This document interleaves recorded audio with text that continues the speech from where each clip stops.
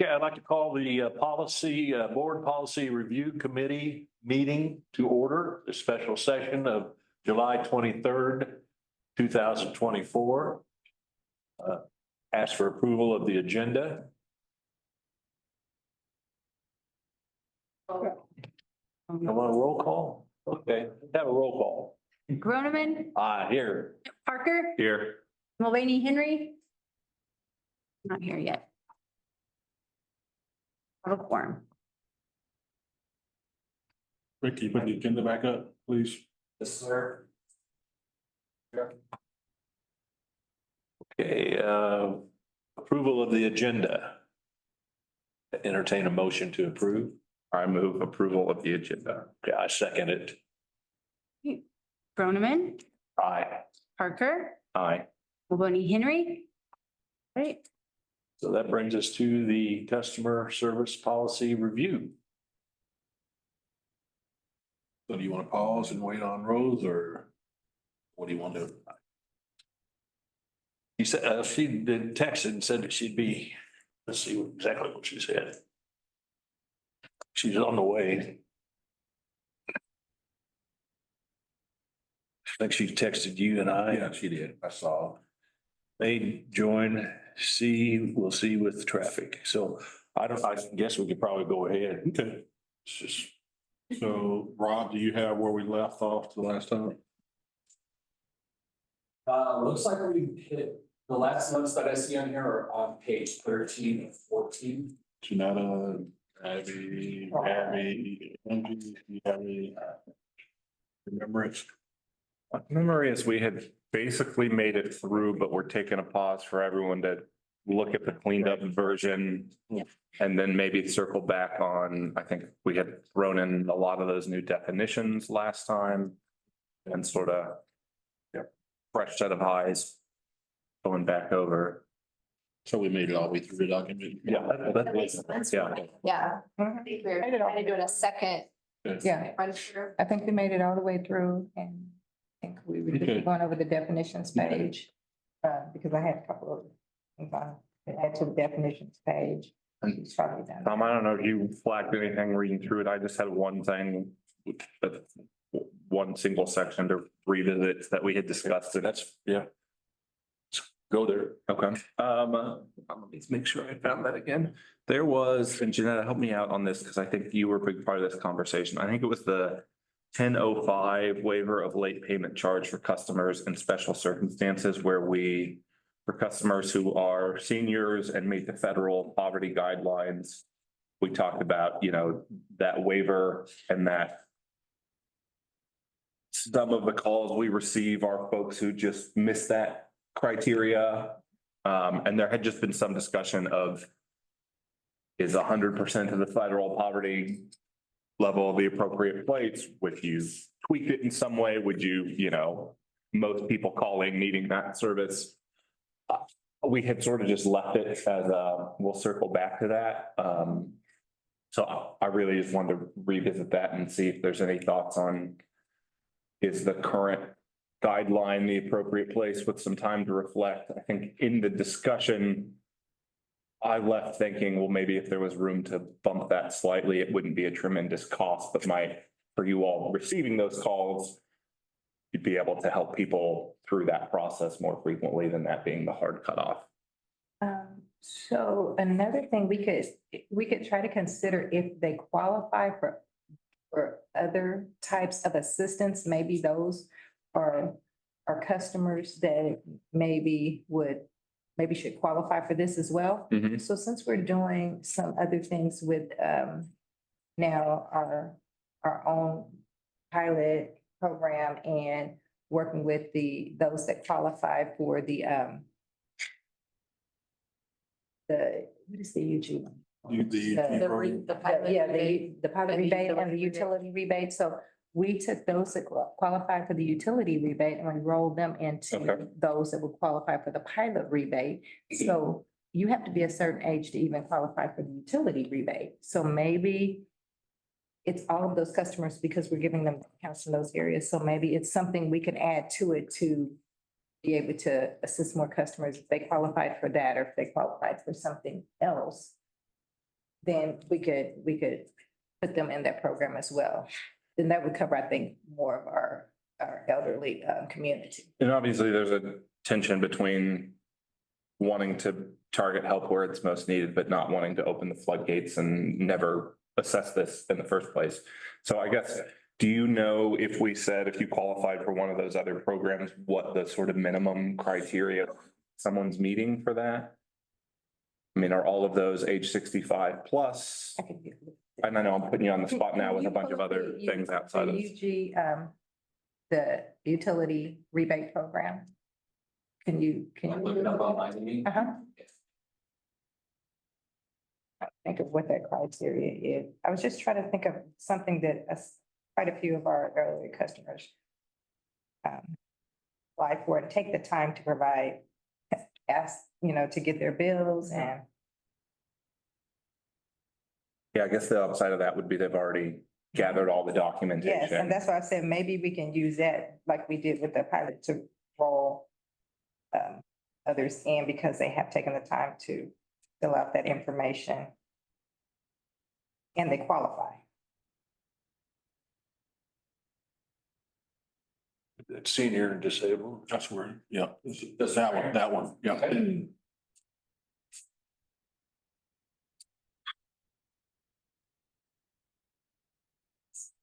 And so since we know they're seniors, we know they qualify, they have to qualify for seniors disability.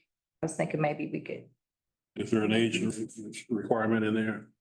it's 65. 65 or disabled. I'm talking about the one he's looking at online. It's there under BPU pilot relief and property tax rebate. See, it says 65 Or disabled. or disabled.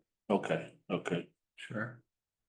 And how does the income requirement, is that the 40,500?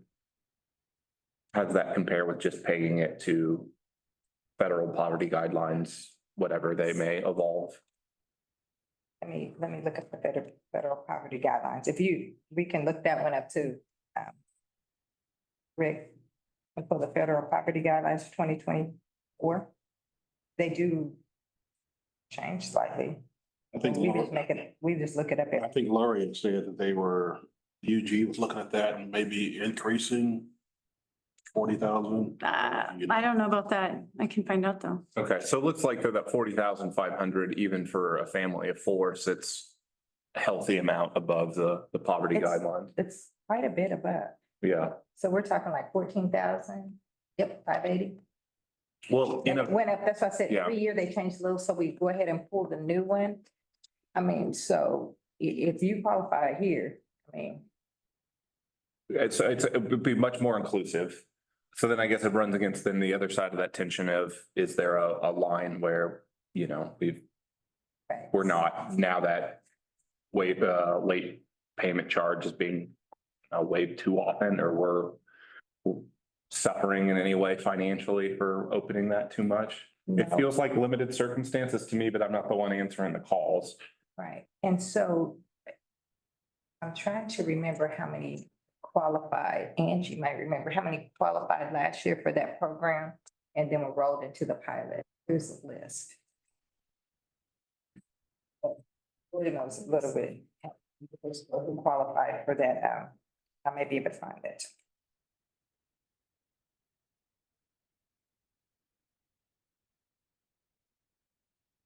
I was on the whole time, just to be clear.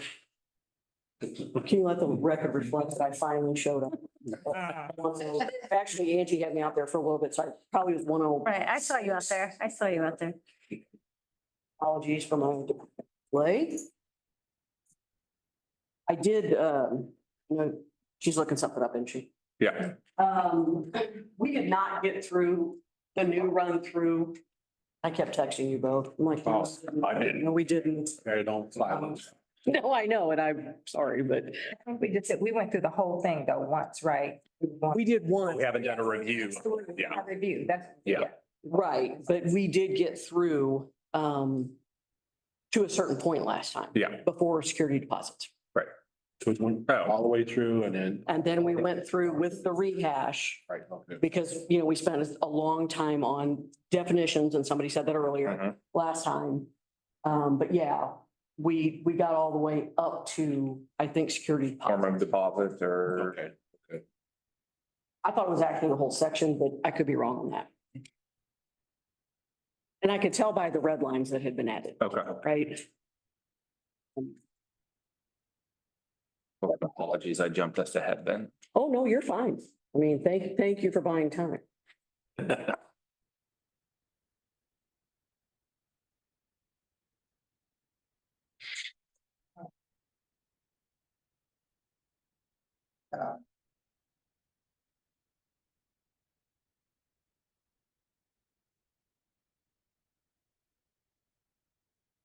Build this, if we went with that switch over to if they qualified for the UGs, does that give you any heartburn of sort of blowing open the doors on waiving that rate waiver, granting that waiver?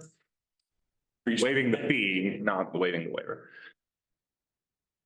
Waiving, where are we at? What's- Sorry, I jumped us That's to, okay. is it 10:05. Yep. 5, thank you, which is the, Waiver of the late fee, we're currently at seniors. senior and meet the federal poverty guidelines. We are looking at, since the UG has adopted their credit, we looked at their qualifications, which are a little bit more inclusive. It goes up to 40,500 as the income amount that you can meet. So, I mean, to answer your question, it don't give me heartburn, but I don't know what Yeah, that heartburn is. So it's like that, they're like 150% of the popper. That's right. essentially, yeah. Correct. Right. Although it looks like it's the solid number, so regardless of your household size, but. State statute, right? Okay. And that's why they raised it, because Okay. it follows, Okay, so the number on the website is the solid number, but the actual background to it is it will just update following the state statute? is that their backup? I don't know. On their website, what we pulled up, it just shows a single dollar amount. It's, you know, you can have an income up to 40,500 without reference to, you know, household size or anything like that. Okay, Now it is far enough ahead of current federal poverty that even if they didn't change that number for 10 years, it's probably still going to be more generous than federal poverty.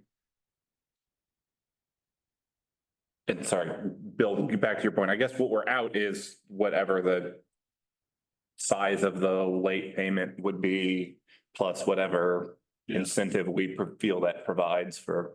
Yeah, I like the thought. It's just, I mean, I don't know, Netta, you can provide any background on what that amount is, how many dollars we're talking about? I don't think we separate it in that way. If we're talking about late payments, the amount that we collect every month, it's about, I can get that number for you, but, But I mean, it's narrowed down quite a bit by Yeah. disabled, you know, by over 65 or disabled. mhm. And so I would think that it's probably not, we're not looking at a great amount of, And so we don't break it up that way. We just have Have a access to monthly report. see if it's in there. The Tableau. Yeah. Yeah, I can look. I don't think it's in Tableau.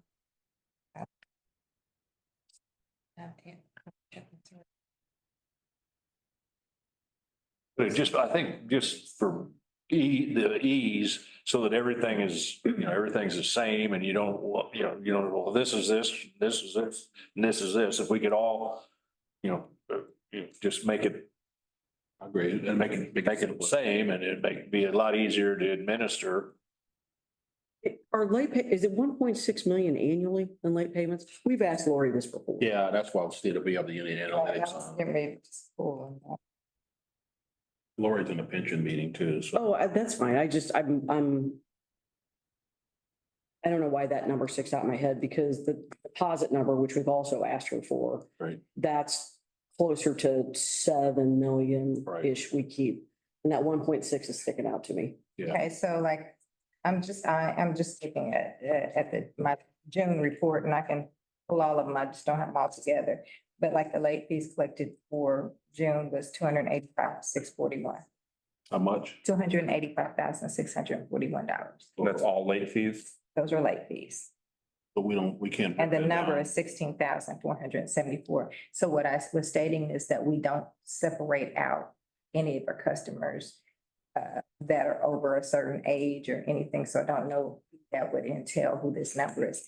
It would not include, of course, people that are already on the late payment waiver because they're not included in this number. However, they, And so they would have gotten on the late payment waiver before because they would have provided that information. Yes. Okay, yes, got it. they fill out, they've been approved for it. So adding in another layer, maybe 65 and over. I don't think ours has anything about disabled on there, does it? So, But don't we go follow their guidelines for the utility rebate program? For our utility rebate program? well, that's what I was Yeah. suggesting, but I didn't know if that's something that we want to adopt. Our late waiver program is just the property guidelines Mhm. based on a person coming in, the age as well, the age and the property guideline. And I think it used to be 62, correct? And this Then it doesn't, was- this, then the way it it was is, 65. the way it's written now, it doesn't include disabled. Right. Only, That's the right. only criteria is 65 and meet with the guidelines. I think we ought to go with the UG BPU pilot and Utility rebate. With that utility whole, rebate. That criteria. Mhm. That's the- Which is- because that does include disabled, if I Yeah, remember correctly. Disabled and And if they meet those requirements for that, then they can, How would you want to reference that in this section of the policy? Yeah, is it easier to say if you meet the guidelines for X program, or is it easier to just copy the guidelines and make them match? and we could put and or, we could say meet this and or meet the guidelines for the utility. Is there a Rebate conflict? program. Do we have there's a our, conflict, yeah. do we have our guidelines, our utility rebate guidelines on the web? Does anybody know? On our website. Ours. I don't think they're on our website. I mean, what's the website?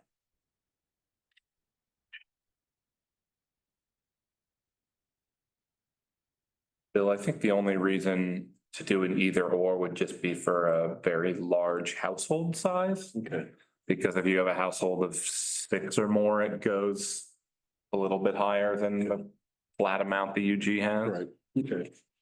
The conflict is, let's say I'm a customer that falls into this category, and if it's this or this, and somehow I fall through the cracks, and are there any conflict by saying this or the UG? I think it would cover everything, but I can't think of anything. Yeah, I think that makes it as inclusive as it can be. You're not kicking anyone out who already qualified under this by some, like if there was a household size of 7 that qualifies under this, but wouldn't, then you've got them linked in as well. So if the UG is more inclusive, then why would you say this or this, when you would automatically just go there? That's right. Again, the only thing that the current policy is more inclusive of is those very large households whose the federal poverty guidelines for that is higher than the dollar amount. Okay. But it's literally only households of 6, 7, 8 and beyond. I don't have any problems with it. I mean, I guess I'm saying that, not even looking at any numbers other than what the total is. We can't break that down based on this demographic, so.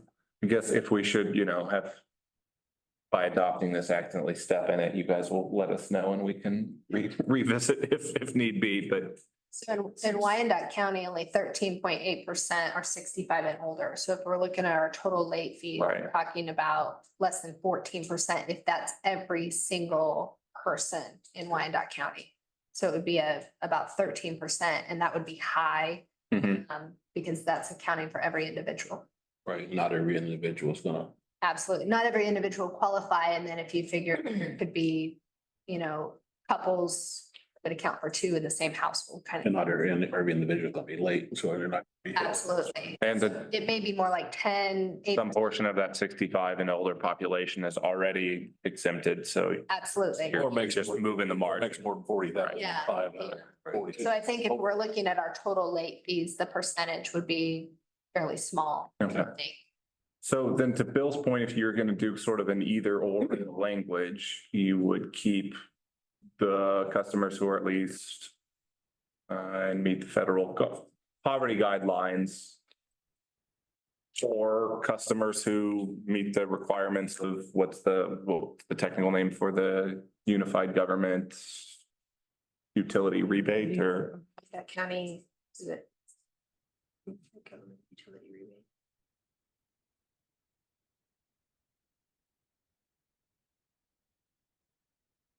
What did you want to say on this? well, actually, hang on, let me pause that real fast. This thing through the mechanics of this. Can they provide documentation that they have been approved to that program? And that would mean that they don't need to provide us Yes, additional documentation? that's how we did when we started our pilot, when we started the pilot program. Oh, friend, let's not call it that. You know, I was clamoring to try to get in. The pilot, the DPU rebate and the UG pilot relief program. Right. There were currently like 1,126 customers on the list. We get that list from the UG, so I mean, that's. So if they're on that someone list. met those requirements, they've been approved for that program, they don't need to then turn around and also show us their proof of income? I say we have the accounts flagged that way already in the system. Okay, So we are aware, like if we pull up the account, we'd be able to know if they have that. so, And the same thing is, we didn't have people apply for the pilot relief program. It was based. It was based on them qualifying for the Okay. UG utility rebate program. So we didn't redo anything, so we don't think we'd have to redo it. so then I guess looking at that first sentence in that policy, I'm just trying to think where it makes sense to squeeze in the or, you know, has already been approved for the UG program. Because I was inclined to say throw it after federal poverty guidelines. That's what I was thinking. But then it would kind of imply that they still need to submit proof of income to us, whereas I guess. How many 65-year-olds are gonna have a family of 8 or 10? Yeah. Hopefully not. But Yeah. maybe if they're raising grandkids. Yeah. Right, nieces and nephews. Yes. Yeah. So most of them, when you look at the utility rebate program, most of them fall within the poverty guidelines. Most of them fall within individuals or family of 2. Or so you don't get to the higher numbers, but you kind of sometimes get to the individual family of 2 or 3, sometimes raising grandkids. Mhm. Tom, are you suggesting just simpler to scrap the current language and just put in the, if you qualify or? Yeah, for the, And just, the either or just makes it, just complicates it. and I guess I would just say that also take into consideration that their program may change, the qualifications may change the way that they change them this year. And do you want to always make sure that you follow those, or do you want to always have control over it? You want to include those, especially if it gets so encompassing. Right. Yeah, next year they changed it from 40,500 to 55,000. We might suddenly be creating a problem for ourselves. I don't think that's where they're headed, but But I was surprised when they changed it to that, so. yeah. Just making sure you keep, I think, making sure we understand that it may have to be revisited if the guidelines come back in their guidelines that you don't necessarily want to adopt for this.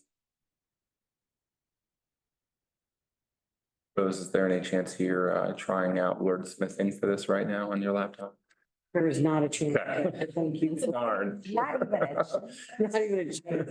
No, I'm making the note because yeah, clearly we cannot go 2 months between meetings. We just, we've got to finish this. I know we will.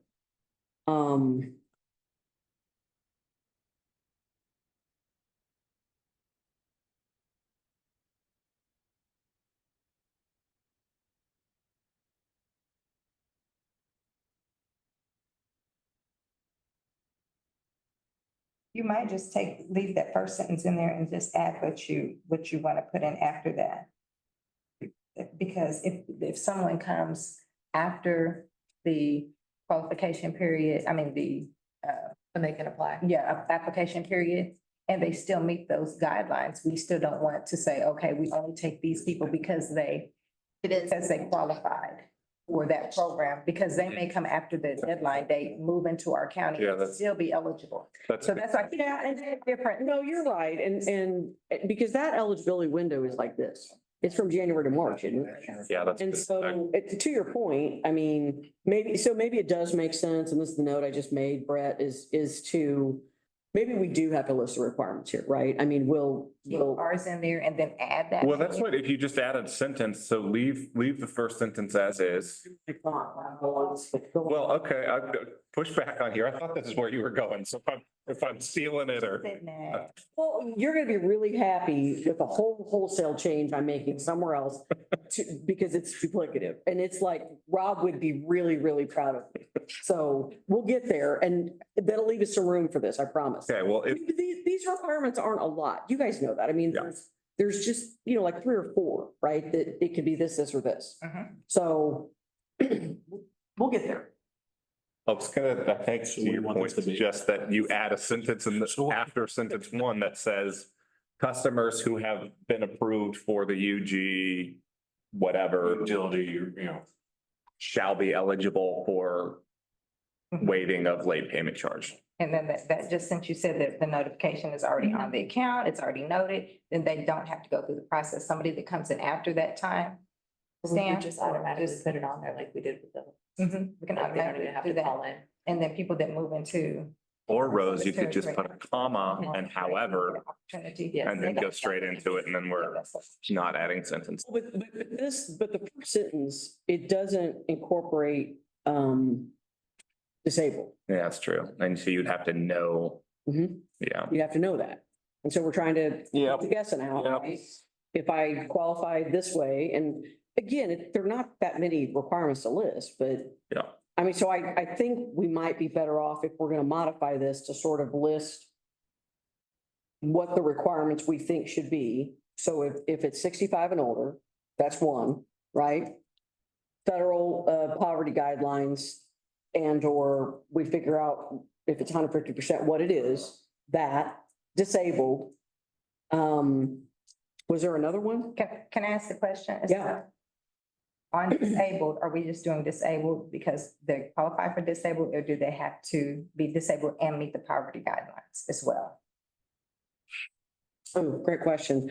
Look, I think it's, That's how we do, well, now we don't have to do it, but I think there's an exception or two. But I think if it's 65, they're 65 disabled and meet the poverty guidelines. I think that- Would be that first one. but like if you're 65, you have to meet the poverty guidelines. So if you're disabled, you need to meet the poverty guidelines too. why was it raised from 62 to 65? Yeah, 62 and I. Yeah, you marked it crossed it down. out. I crossed it out, put 65 because I saw that I don't know why it was changed. I mean, Because I think- legally, you're eligible for social security at 62, right? 62 and a half. So I didn't, Are we discussing this maybe? And you're right, 2 months is a long time. We were discussing this and we saw the UG was at 5, so we were just trying to And I match. think, yeah, I think you changed it for some. And I don't know, I was kind of. I was We fine have with 62 people also. that qualified at 62 and. I'm sure we have people qualified at the minimum age, right?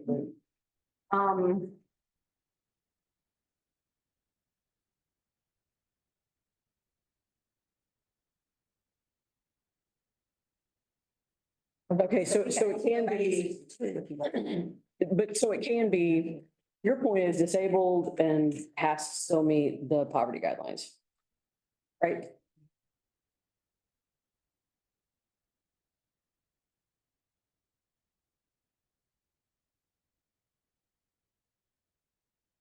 Or the UG guidelines. Well, I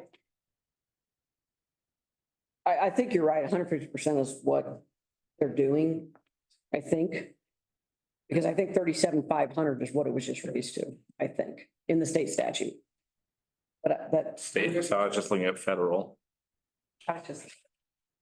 but whatever that process was that the UG did, Mhm. they had it match the homes, whatever the Kansas homestead law changed Yes. to. And when we have a lawyer in the room, Yeah, and I'm unfamiliar with how they, She's like, I don't know what you're asking.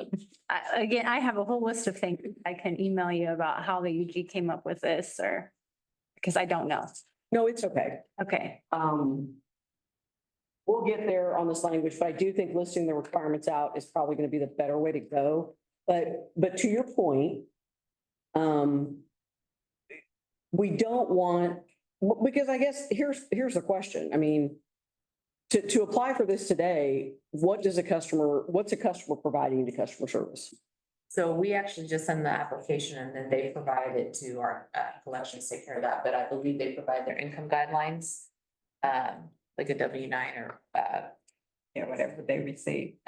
Okay, we track. yeah, I mean, so we asked for documentation. yes, we asked for Yes. documentation, send that in and it's reviewed, but I believe it's just their proof of income. And then like their age, I think maybe their We don't store that information, do we? You know, in our systems, their income, we don't store their I income. mean, a W-2 or anything like that? No, no. If that's the application. I'm not standing, I'll be right back. Right now.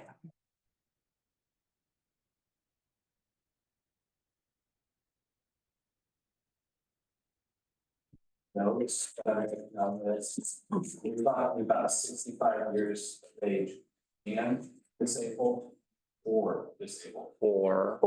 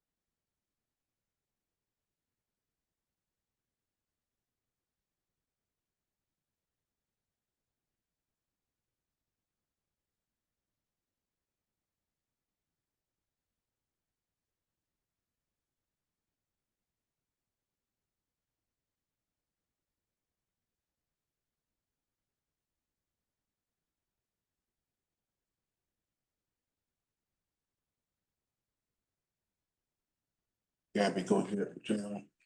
She went to get the form, get the criteria for those that qualify for the late payment waiver.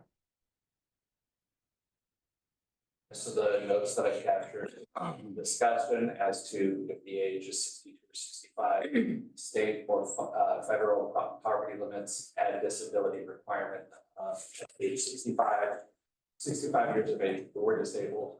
If the customer is approved for the UG pilot rebate, it will be approved for waiver of late payment charge. Should I capture everything? Think so.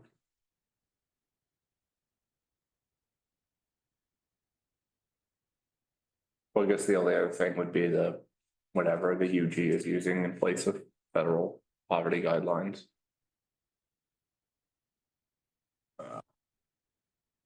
Again, I think they're using whatever the state, they base theirs on the states.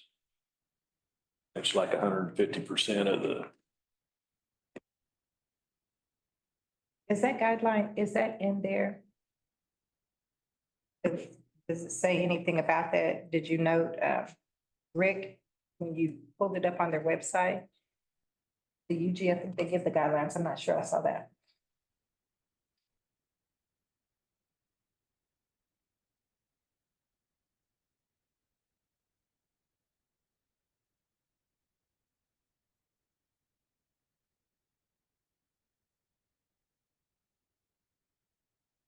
It doesn't say necessarily. I could dig into the about the rebate programs. Might be on there. I think this is the one that we normally use.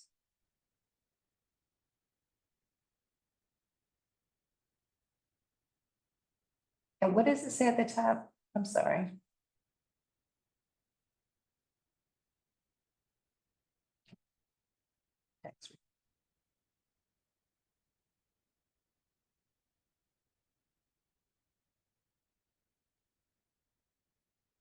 is there anything under the rebate, about the rebate program?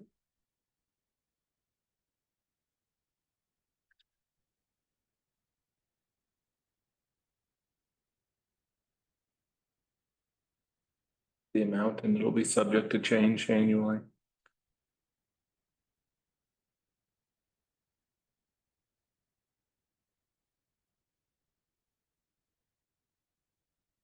Sorry, I opened a bigger can of worms than I meant to. Hey, Rob, what is this section of the? 65 are disabled on a What's certain day. It's on the UG. About rebate program, little link on the related information. So they do have a Oh, there's a lot. low income energy assistance program. Right. You can just, I did was go there and put, I did, federal poverty. It brought up everything. On this. Yeah, just do a search there, right? Or just search for low income energy.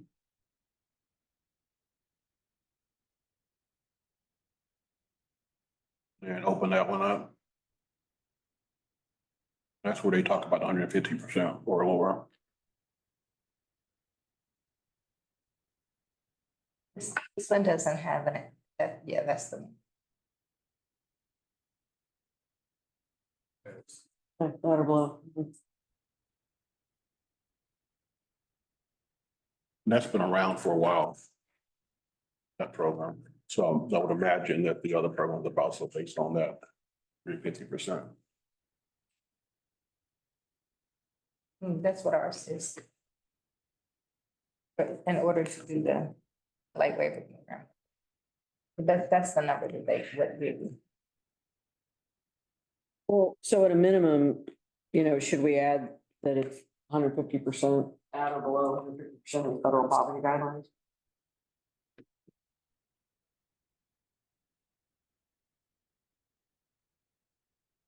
That was gonna be my actual suggestion coming into today, but I don't know if. I know the wordsmithing is tricky to tie it to the UG. Does it actually though, from the like customer service staff experience, make it simpler if it's tied to the UG? Because we already know who's approved for that and then we don't have to go out and do all the data collection. To only use this, their approval for the other programs. Yeah. And that was fine, except that I said, if I feel like if you move into our county after March, That's right. Right. then it doesn't, you don't get the. Which is why if you look at the specific requirements, then we don't have to follow that Right. portion of it, right? I don't know if you guys, she gave me copies of the cover letter and application. Awesome, thank you. You're welcome. So this will send to the customers. And she said this is, they fill this out, send their proof of income. They don't require identification because we can verify their date of birth process. So,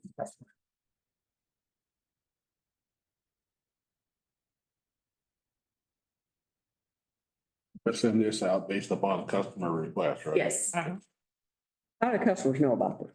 That's our. So normally we'll tell them, like if we notice that they would meet the guidelines, we'll suggest to the customers if they call in. So we will offer that to customers that contact us. Mhm. Do you get a decent number of people who just call in because they see they've been assessed a late fee and?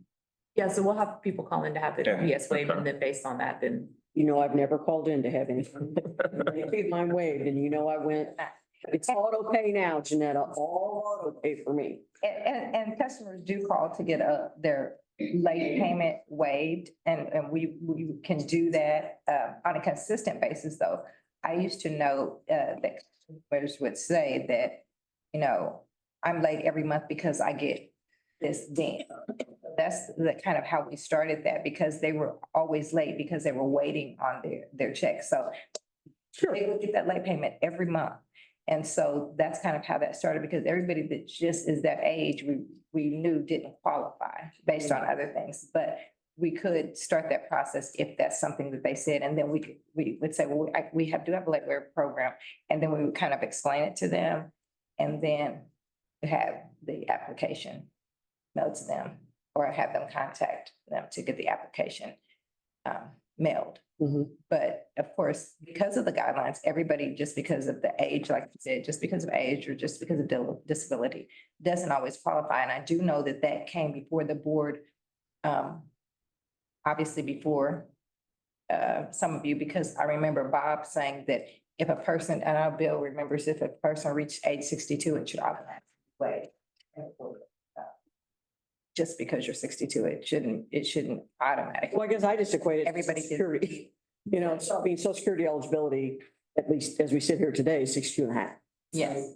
So is it, And the board said, they said no, because some people at 62 didn't need that. Some people at 65 didn't need that. It was just those. Some people are 45 were low. years. Yeah, but You know. his point was it has to be low, and the point from the board at that time was that if they'd be low income and qualify, not just everybody once they hit that age now is adopted into the program, Sure. which was something that he thought would be a good idea. So we're still at BP and or the UG, Nope. or we just at the UG guidelines and we're placing this? or just change it back to 62 and make it 150% of the federal guidelines, and What about disabled? You keep forgetting the disabled. you were right. So I do like adding that in, because I think equating to social security is where my mind goes to, and that is or so customers who, I mean, I'm also, well, Who are 65 years of age or disabled or disabled. and whose income is at or below 150% of the federal poverty guidelines. if we, as this committee, are gonna recommend whatever we recommend back to the full board, which is what we'll do, right? I personally would like to recommend that if it's currently at 62 and we change it to 65, I don't know what the order is, but clearly this form says 62. It was like that once upon a time. That's what we're still giving out. So I would like to recommend to the full board that we do it at 62. 62. I'm fine with that. Yeah. Yeah, I think you'd like to give it to anybody that's under. You know exactly, that's exactly where I was going. So, I'm yeah. sitting there and I do know that's where you're. I didn't say it. You didn't say I it. did not say it. So we're gonna go back to, I I know. stopped short. I don't- so we're gonna keep it in what the age that it is now, Do currently. what? See, I'm like, now I want to know out of that $3.4 million that we've extrapolated out from the June numbers that Janetta gave us. So it was much higher than I gave it credit for, right? I got a little bit of word in this. Okay, 285, it was lower than 285? no. Go No, but what I'm saying, I mean, and I don't know what the percentage of our customers is that are at or below 100% of federal poverty. 20% probably. To me, the 62 or disability makes sense from a social security perspective, because then we're getting into fixed income and being reliant on fixed income. And I understand there are people who, if we drop the age requirement, would meet it, but you're maybe not in the category of solely relying on that fixed federal payment. And the timing of that, as Janetta got to, which is not to say there aren't issues before that. Is 65 and older. 14%, 65 and over. And this is gonna be based on request, so it's gonna be something much smaller, and that 14% is all who, Would be included me and I don't qualify. well, but you also pay your bills on time. You're not gonna be- Right. Yeah. Right. And that's persons, not households. So sounds like there's a pretty simple path forward, if you guys agree. Okay, right. What words do it? It's like about almost word for word what Okay. you were saying there, and I've got it highlighted on the right. Oh, I see.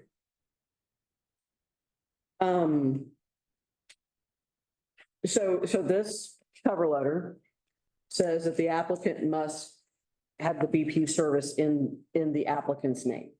Okay, so what if this is a secondary account holder who is financially responsible on the account? They qualify. Does that qualify? Yes. Okay. I mean, I think we at least need to add, I mean, if that's one of our requirements, that requirement has to be added here, right? I agree. I think though, that we need to, I'm sorry. Make sure we're understanding and thinking about that, because what if my mom was on my account at 87 and I sent you in her information and wanted it taken off my account as primary and secondary, but I've just added her to my account, Mhm. then should I really qualify? I don't think so. So I'm just thinking if we do have people where one person is, you know, young spring chicken like me, And then like my mom is on my account, Mhm. does that qualify a person because their parent is on their account? I hear you and, And make sure that we know which direction to go, because we're looking at probably a primary maybe that's maybe in their forties or 50, and then maybe a mom or dad or somebody they put on their account so that they can call in or do something, and they did the secondary thing.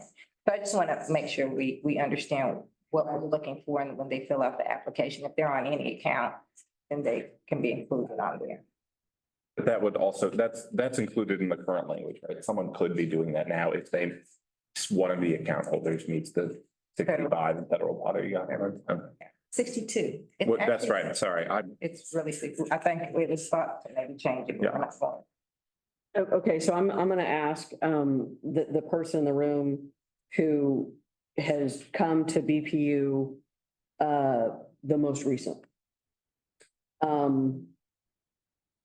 I feel like now when we're sort of giving, when we're hearing pushback to like certain things, and not that it's pushback, but I mean, just, like explanation for certain things.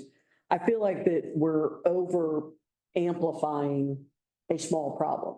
And so if what that amounts to is people who've, like if your mom did that, right, or whatever.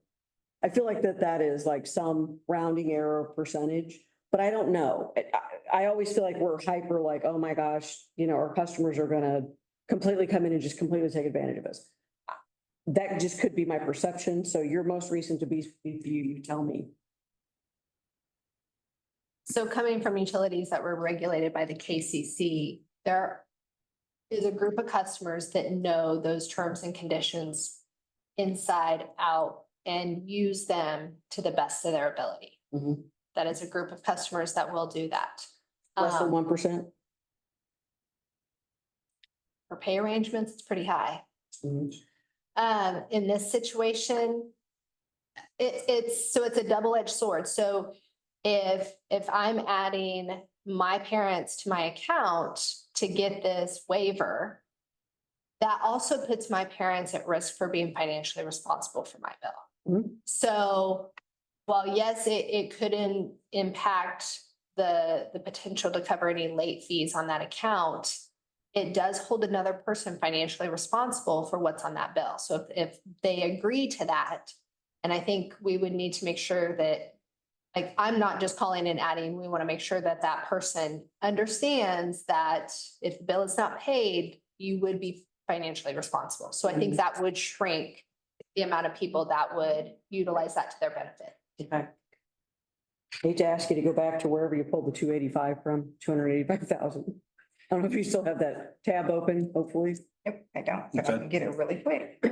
Well, and what I'm curious about is what number of accounts does that represent? So Jen, are you looking at a 1 month? I was just giving you June. I'm sorry. She just gave us June. I just gave, Okay, Just the results for June. okay. this was only June. I mean, to get other numbers, we could definitely, Do you have the other numbers? I've got Don't an have it average with over me. overall of 2023, so the annual graph shows everything, not just 1 month. So it peaks and goes up and down. Right, so and obviously June is, Right. in our warmer months, so. Right. So for 2023, what was the total that were assessed? The total Late payment. dollars or Total dollars? 3.1 million. Okay, so June was a little high then, right? And do you have on that data the number of accounts that spread over? And is that just residential? This billing is all, everything under Janetta, which is all residential and probably small commercial. It averages 198. Well,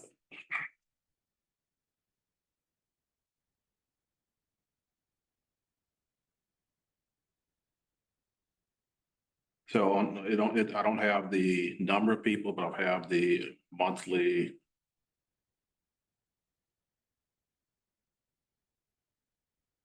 Hey, Janetta, come here for a second. Let's see if yours looks like this. Don't mind.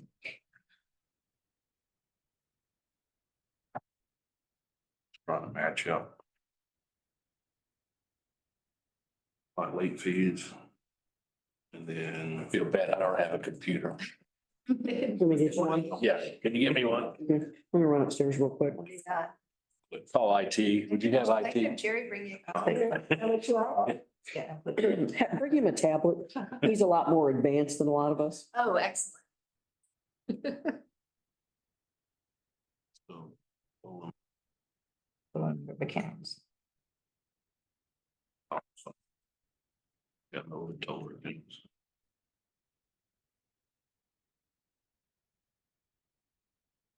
Need a So it- big one because my eyes, I can't read, but. Need to enlarge font. And it's So probably. just don't average it, but I'm gonna try to average it. So it ranges from about 15,000 to 27,000. Right. Because that's what I'm looking at. I'm just looking at my bar graph and I'm looking at mine, but it's about that. The 27, of course, will be a high when we pretty much are a little bit lower than that. Okay. As you probably see. 16, 20, 15, but most of the time it's quite a bit lower than, Okay, that was a high amount. okay, but this is a month route. That's a month to month, and that's what I was looking, Right. I'm looking month to month, year over year, so I have 3 years that I'm looking at them. So year to date on 24 is right at nine hundred K. That's what I got. Now, I don't have the totals on here, I've broken it down, this is my monthly. So what's your question again, Rose? My question was, and it's gonna be skewed, and you guys may have to take this one back. Because I thought what I heard you say was that number, the 3.1 over 2023 included residential and probably it's subset commercial. That's what I need to look and see what's all in here. Okay, and so, and boy, I really don't want to go in the weeds here, but here we go. You started this, Brett, not me. You started when I wasn't even here. Here I am gonna put it. Just trying to give you a minute to get here. Appreciate that. So I assume 10.05 only applies to residential customers, but that's an assumption. Is that truthful? Is that true?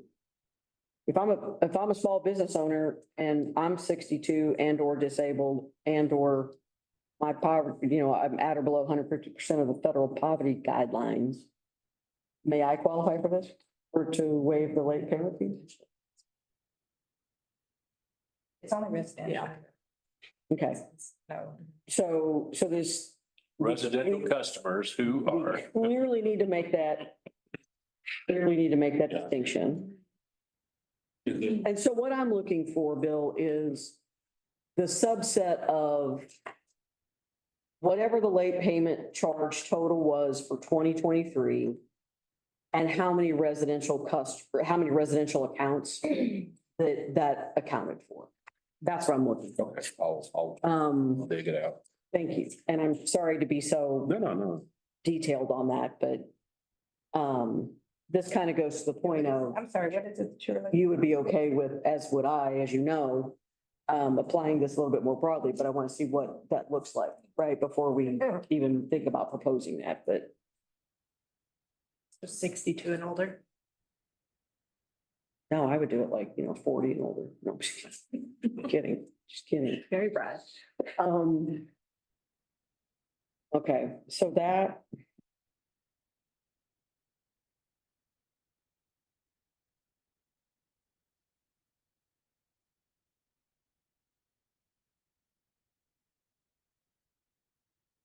Sixty-two or disabled.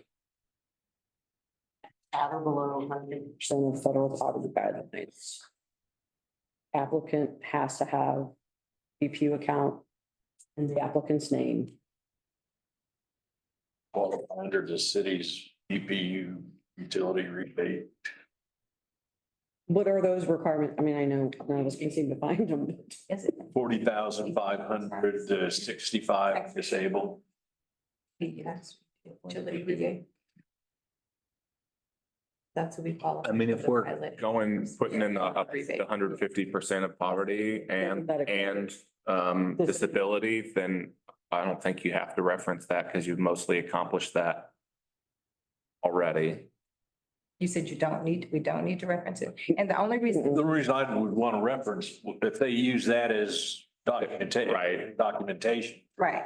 program. And I think that would be fine if they came to you guys in June and said, you know, and they got the qualification for the program during the window. We would honor that from July going forward. If they, If they qualified, yes. Would we, would we honor that? I would say for the waiver of the late payment charge? if we put that in there, right? That's what I'm we don't saying. look at it, but if we put that in there, then if you're saying anybody that qualified for that can qualify for this and they wouldn't have to fill out this, we could look on their account, just like Gabby said. We look at their account, see that they qualify for that and automatically then enter them in the late. Are we, is there, I may have dreamed this. Was there gonna be a way that, that maybe there was like some dual access of some sort between the UG systems and BPU systems for that specific purpose? I don't know. I think I'm going back to, oh, we're gonna separate the bill and use all the. What we do is they provide us right now with who will qualify, a list. They provide us a list of who. Okay. qualified. And then because. So you can cross reference out there. So it's a manual effort. Rhonda and us, we take that whole list that they give us and they qualified for that. So now that means that they qualify for BPU rebate, they qualify for the pilot rebate, they qualify for all the programs once they qualify for. And so in our system, our new, well, I assume our back end system is new versus the My Meter, but I don't know, maybe it's not.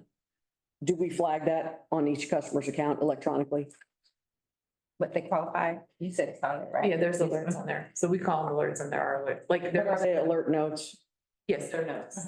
But no, it's, they're But it's automatic. But it's automatic. But it's automatic. Once they qualify, Yeah, I mean, it once is they qualify, it's automatic that it's on there.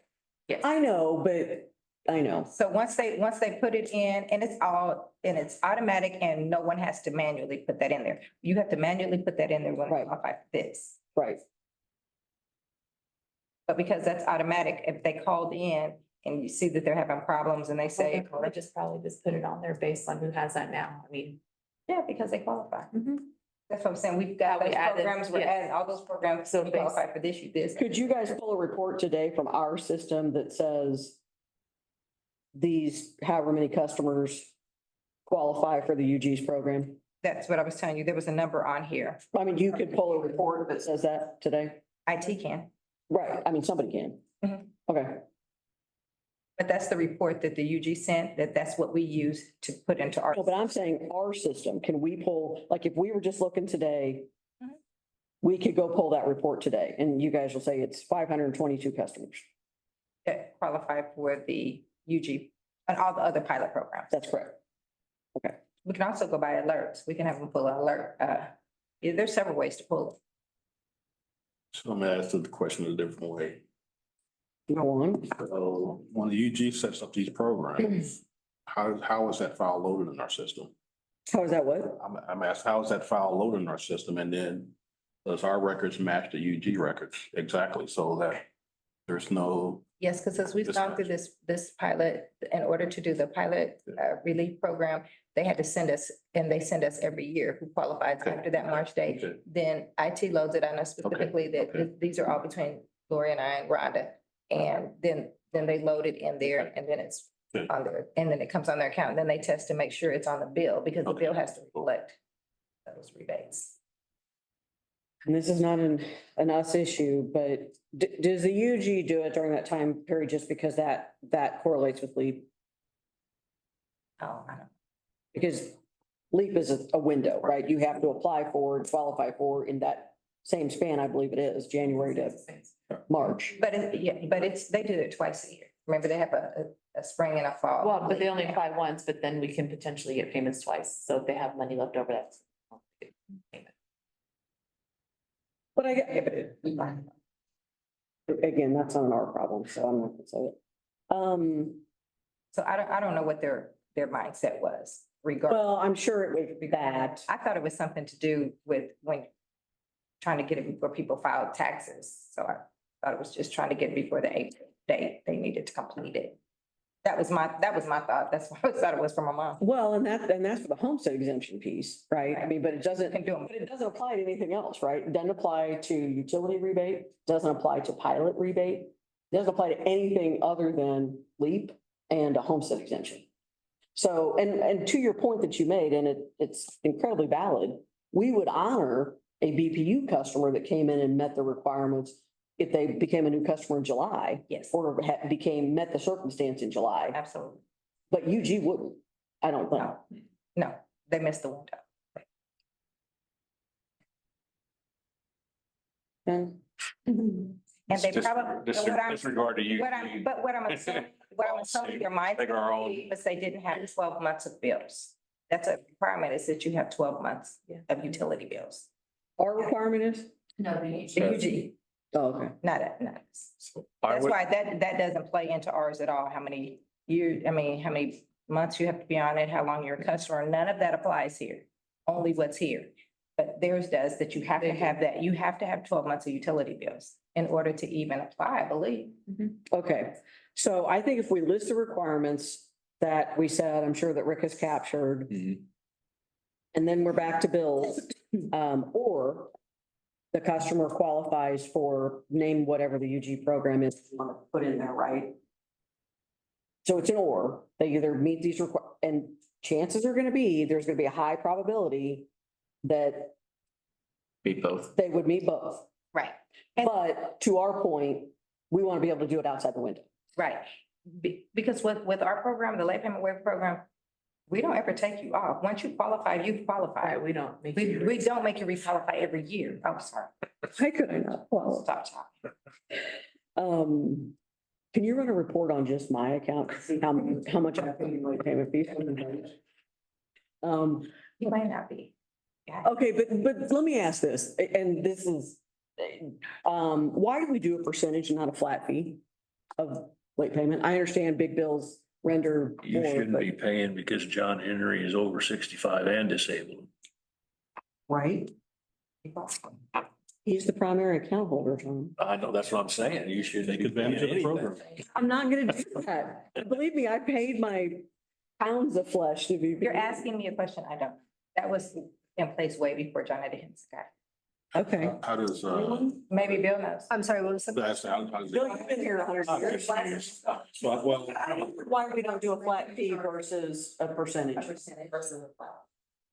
I mean, that's, the KCC does the same thing. It's based off of percentage, and I think it's the impact for, say, a large commercial customer being greater and Mhm. significant, or even a large residential being more Right. significant, and to deter that.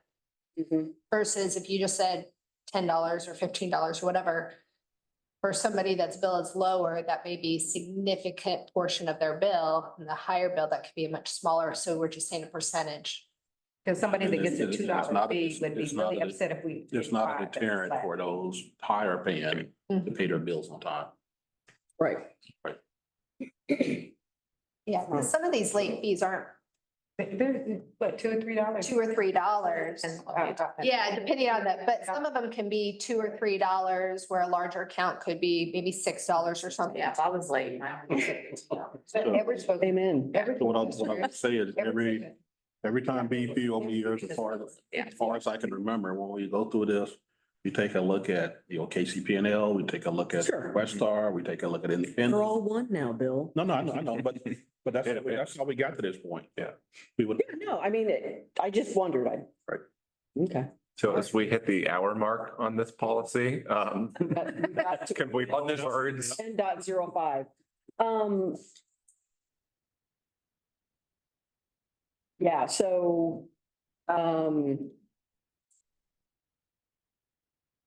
residential, are we typing? You want to type? So he's got that paragraph in the notes. The only thing I would add is 62 years of age, at least 62 years of age. Like it, And 62 is actually in there, so I'm not sure. Yeah, because it was. I know, it's, yeah. so if you guys are there, why put it in the notes? Why don't you just do a track change, red line here? yeah, Then that's fine. it's here and we're not having to always go I back. was getting ready to say that. Figure out where we I are. can do that. Yeah. Okay. So we're just talking about the first sentence up to requesting a waiver of the late payment charge, right? Yes. Okay, and probably only to submit an application. We just need to change this first top line, correct? Yes. Okay. Is what I have over here a good start, because I can just copy and paste that. Capitalize the C in customer, please.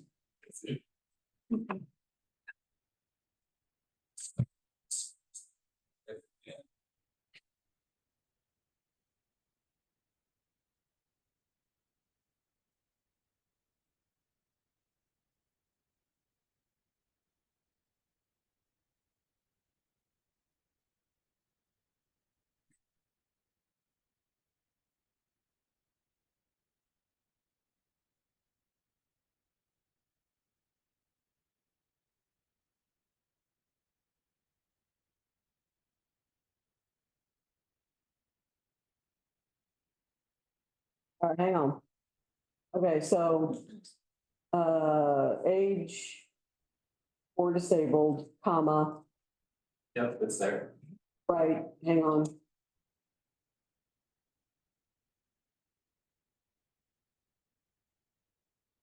And,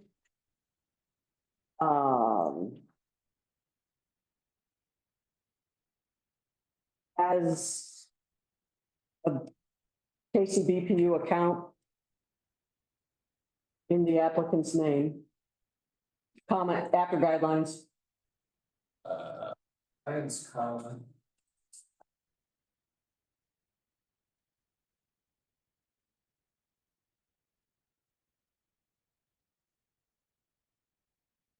comma, or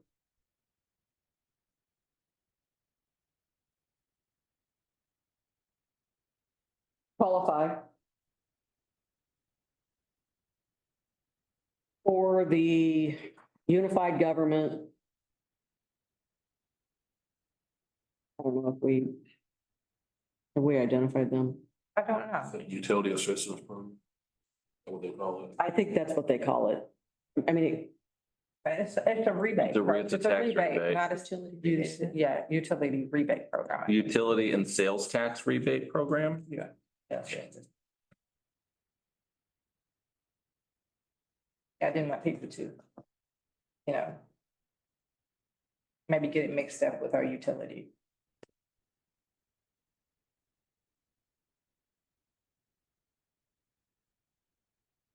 may submit an application. Sorry, I had to go back to that.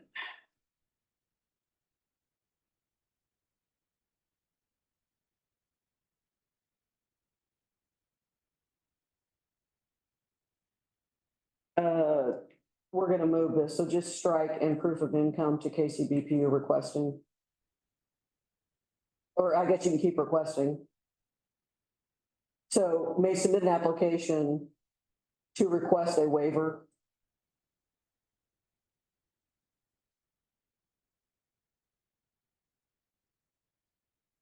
Of the late payment charge. Yeah, a waiver's already there, so. Okay, so next sentence is gonna be,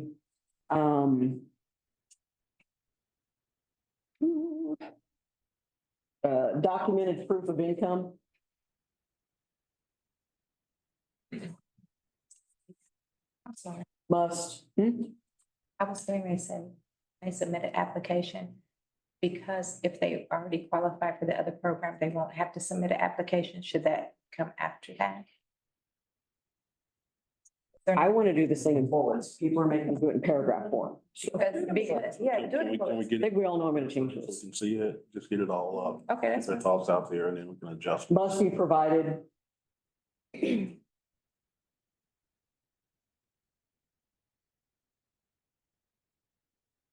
To KCBPU.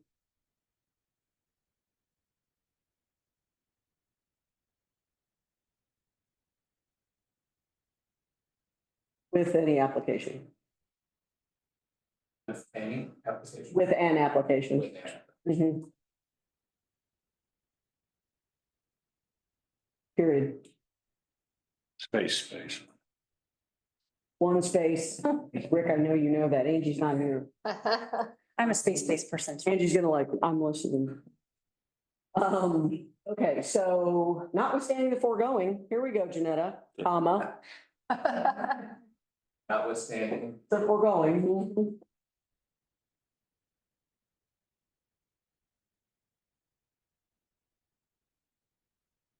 if an applicant qualifies for the United States government, the Unified Government Utility and Sales Tax Rebate Program, we may want to acronym that, so you don't have to keep pointing out, but.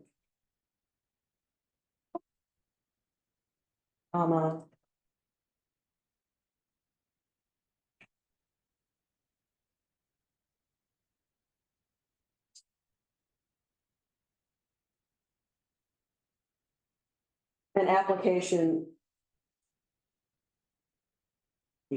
For waiver of the late payment charge. Well, no, just, an application. Does not need to be submitted pursuant to this section.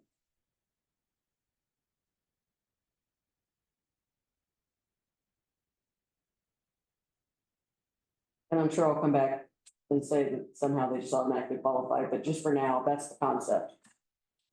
All right, is that it? Janetta, your comments? Well, I just wanted to get it all up so everybody could see it first, and then. Thanks, Brett. I was just gonna add 150% of the poverty and move on. I was just going to say that the part that's qualify for that action will not be necessary. So, But you went ahead, you already did. My thing is this, I mean, again, That's what I said, you did it. do we need to say it twice? oh, we don't need to say anything twice, but we say a lot of things twice today. Could we Say it 5 times. scrap the first mention of the UG utility and sales rebate program? We've given sort of the basic criteria for qualifying under BPU's terms.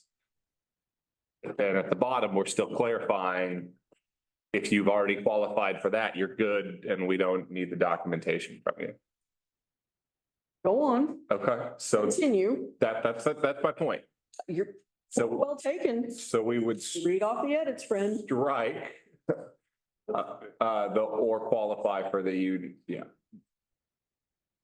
That, because I think we have that covered later.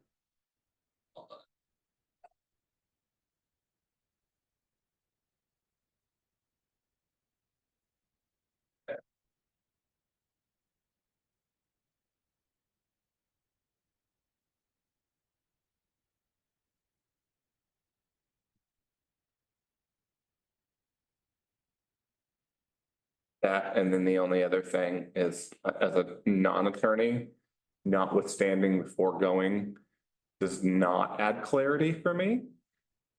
Is it essential? No, because I think if we, We just said if the applicant. well, I do think we're gonna require applications from everybody but these people. Right. So you can say that these people automatically qualify and say however you don't need to submit an application. That would be my preference. Go. We strike notwithstanding the foregoing. And Angie probably somewhere in this building is thanking you for that.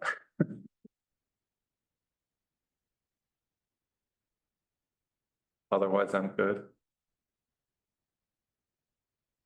What, does this work for you now? It works for me. All right, and It works for me. that's it. I'm done. We're done. Works for me. 10.05. Check it off. Hour 15. All right, Rose, take us back to where we actually left off for. You guys need a break? You know, sad that I even showed up at all.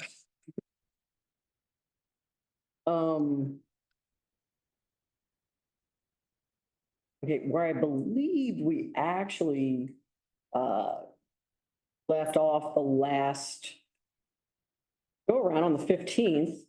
Thanks, Rob, for putting it in here. He didn't. Was in the deposit section, so 5.01.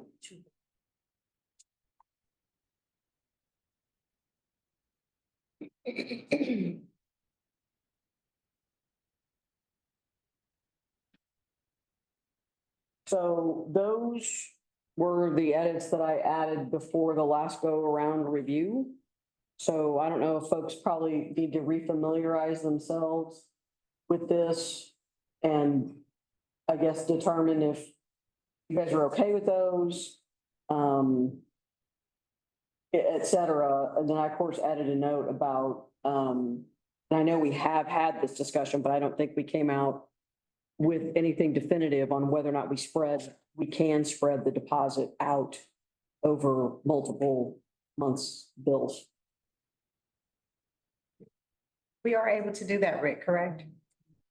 We're We can we're spread able it to out. spread it out. We just We haven't didn't know we learned could to transfer. transfer, which is our goal would be if a deposit's already there and they transferred to a different area and it hasn't been refunded, not to refund it and credit it back to the then account, it which is what starts we do. over. It starts over for them if we can't transfer it. If we could transfer it, it would be much better. There's system things that. So that's a BPU system limitation. That's not a That's right. No. customer did anything wrong situation, right?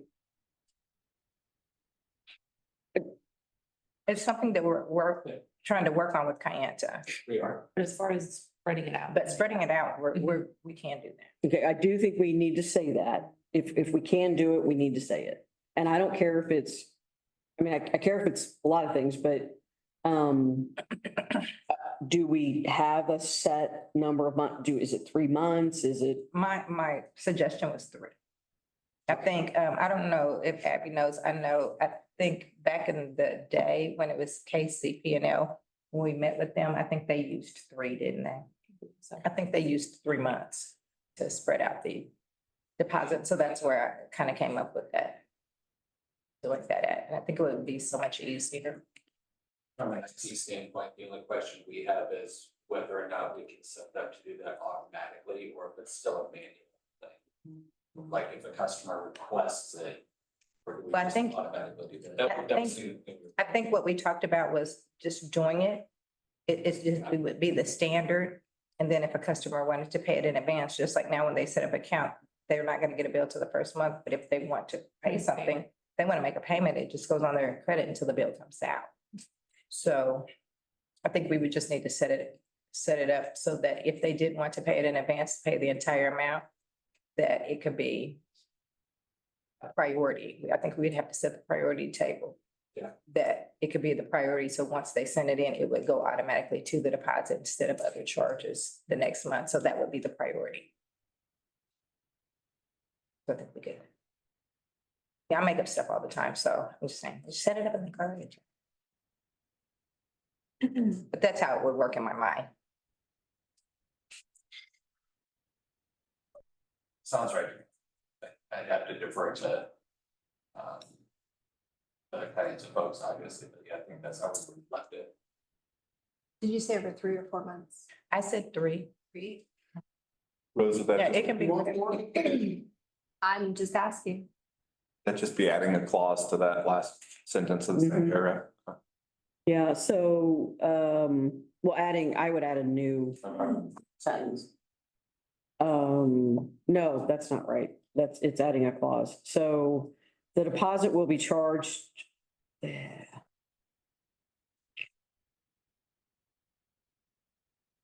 On the first 3 months of customers' monthly billing, comma, in equal installments.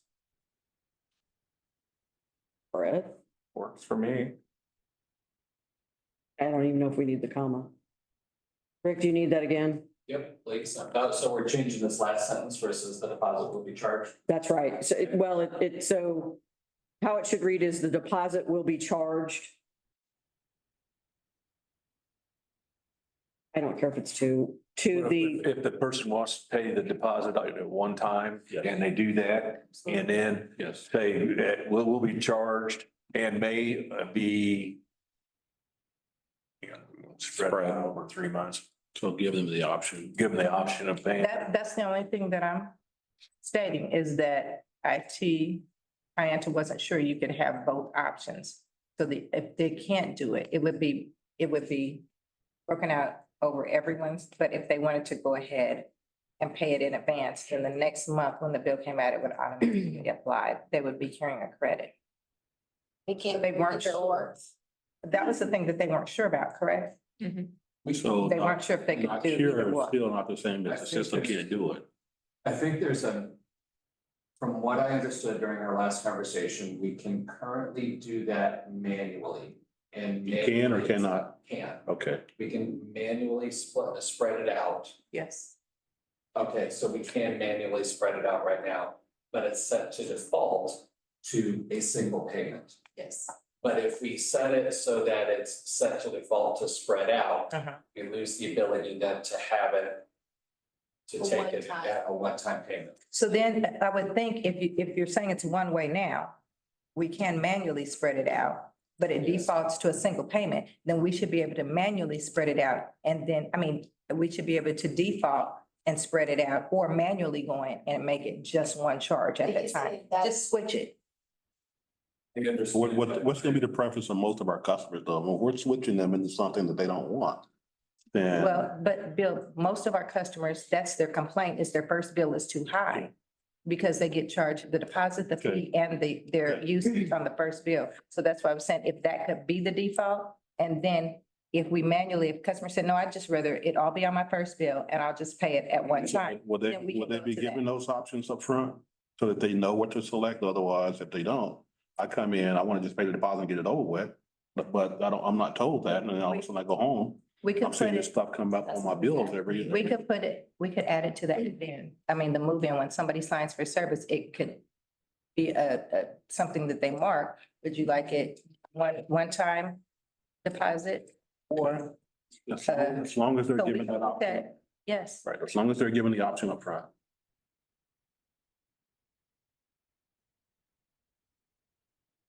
If you sign up for bank draft, you don't get the deposit, right? No, that's on commercial accounts. That's on commercial. But I So if think- they- How, why is that on commercial accounts and not on residential? So with residential, we do the service fee. If you'd like to change it. I believe, What? I believe, Say what? I believe that, if I'm not mistaken, Lori asked that we not do that.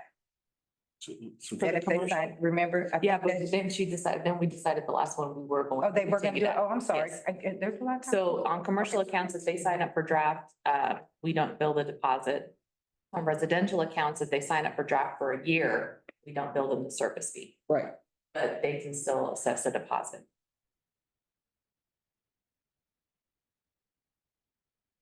So, well, okay, so.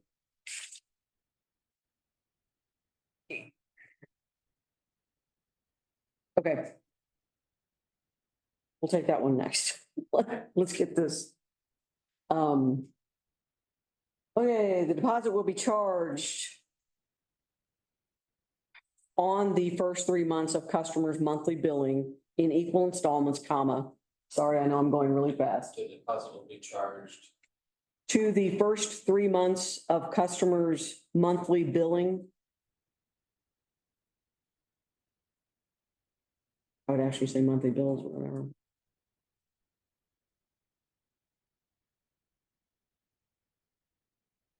In equal installments, comma. Unless a customer chooses to pay the deposit in full on the first month's bill. For me. Hmm. Maybe you should have taken 5.01.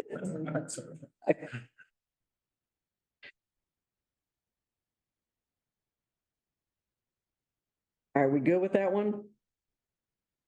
Good, Tom? good, we're good. Okay. Um.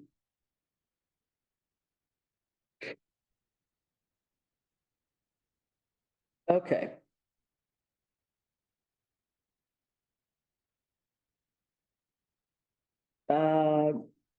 Remember how long we talked about the privacy policy last time?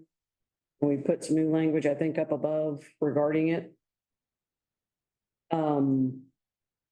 And there was a whole section on the privacy policy. I think the question is this just misplaced here? I mean, Should it even be here and or should it just go up above where we talk about the privacy policy, which hopefully that sentence is above and says we. It's 1.03. I mean, shouldn't that sentence really just be moved there? Up to 1.03? I mean, doesn't 1.03 basically already say that? Can we just delete that? Like, do we need to say KCBPU maintains a privacy policy in the privacy policy? I'm fine with that. And I like it because we don't even call it a privacy policy in the privacy policy section. So, Scratch it. I like that noted. I've taken one sentence out. And wait till 5.02.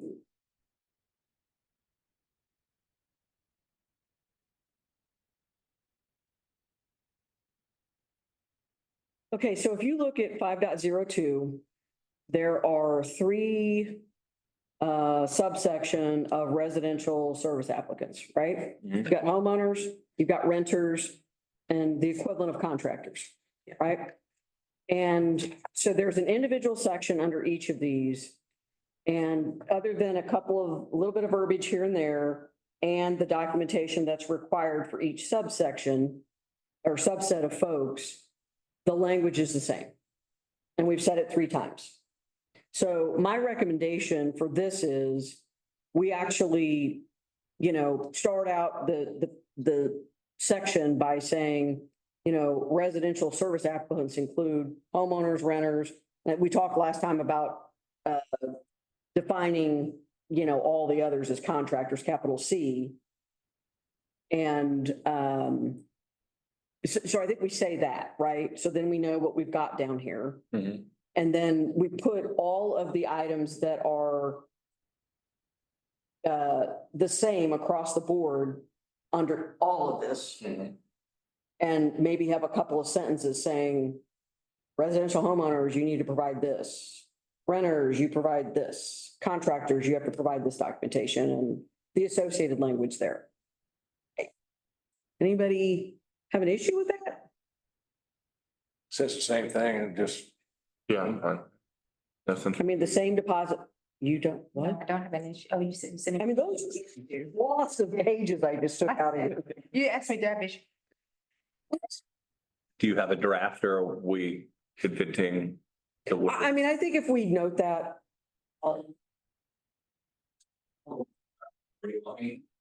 Just if you'll note, just 5.02, just start out. Yeah, just, no. Leave all that there, just space down one, new paragraph at the very top. Very top. Gotcha. Okay. So, go. Residential service applicants include homeowners, comma, renters, comma, and contractors with a capital C.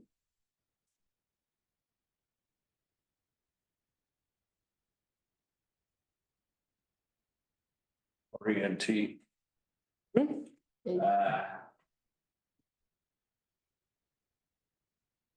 Owners, renters, comma, and contractors. Correct. Okay, got it. Period. Yes. Okay.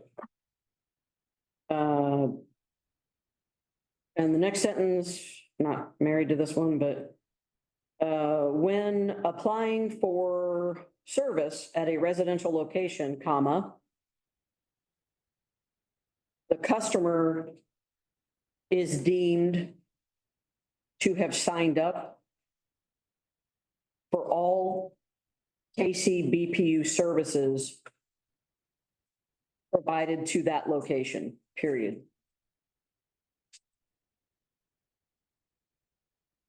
We talk about that further down, and we just want to make it clear that if we provide electric water there, you're getting electric water, right? Okay, and so the rest of the stuff stays in it, well, that stuff actually does stay in there.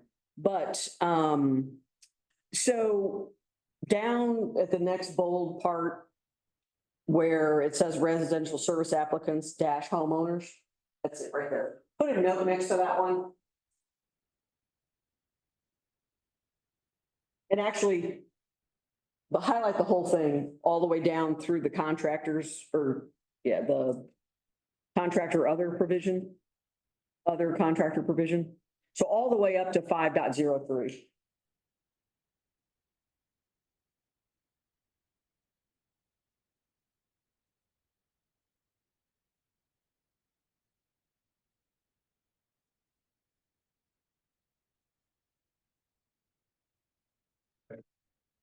Okay, in the note, so in the note put, combine homeowners slash renters slash contractor provisions. That overlap.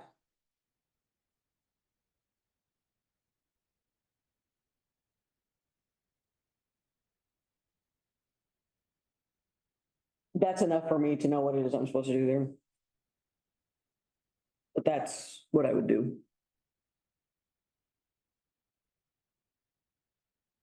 All right. Deposit related question regarding one of these provisions here, which I think we all know if we had subsections, I could tell you what subsection is, but we don't yet. So under the residential service applicants dash homeowners, at the very end, before the next section for renters. So this talks about, Here. Oh, they were, sorry about that. no, I don't think that's where I wanted to say that. Hold on a second.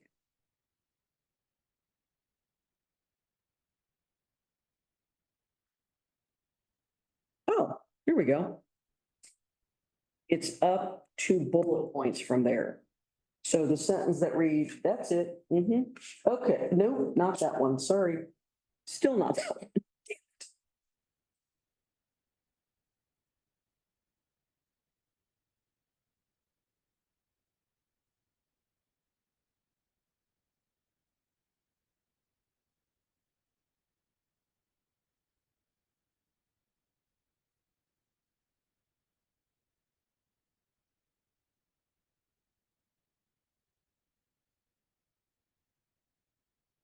Okay. Maybe this question up in my head. If a residential customer is a substantial credit risk, I don't know how that's identified. I know that the third party knows it, but I don't know. Or if they, well, 2 things. One, if a customer does not provide a social security number, the way I read our policy today, we automatically impose the maximum deposit. Is that right? Yes. Okay, so would it be possible in those instances to simply divert the customer to FlexPay? That's how they can sign up for service without providing it. They can. And I will tell you, So it's been a voluntary program thus far, Mhm. but that don't necessarily mean we can't just say you gotta go over there. I think.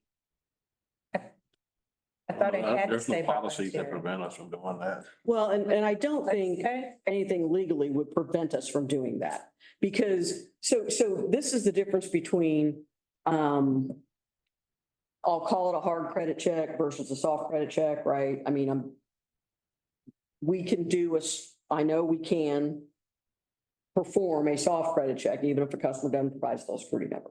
Not saying we do that, I'm saying I know it can be done. But if a customer does, it's like instead of saying, oh, okay, here's $500 or whatever our maximum amount is now, right? If we essentially move them to a pay in advance plan or pay as you go plan, what's our risk? The risk is the risk would be our weather policy, that during certain times of the year, we cannot disconnect the customer, we don't disconnect, so they can accumulate a balance during that time that is higher than them paying, just going to zero. They can go to zero and be there for 2 months or 3 months during the winter, possibly, or during the very hot weather before we get an opportunity to make sure that the bill gets paid before disconnection of service. If that were to happen, and then that customer moved during that time, then we have no way to send them to the collection agency because we haven't secured a social security number. Mhm. And that's what is necessary for us to be able to collect on that account. Mhm.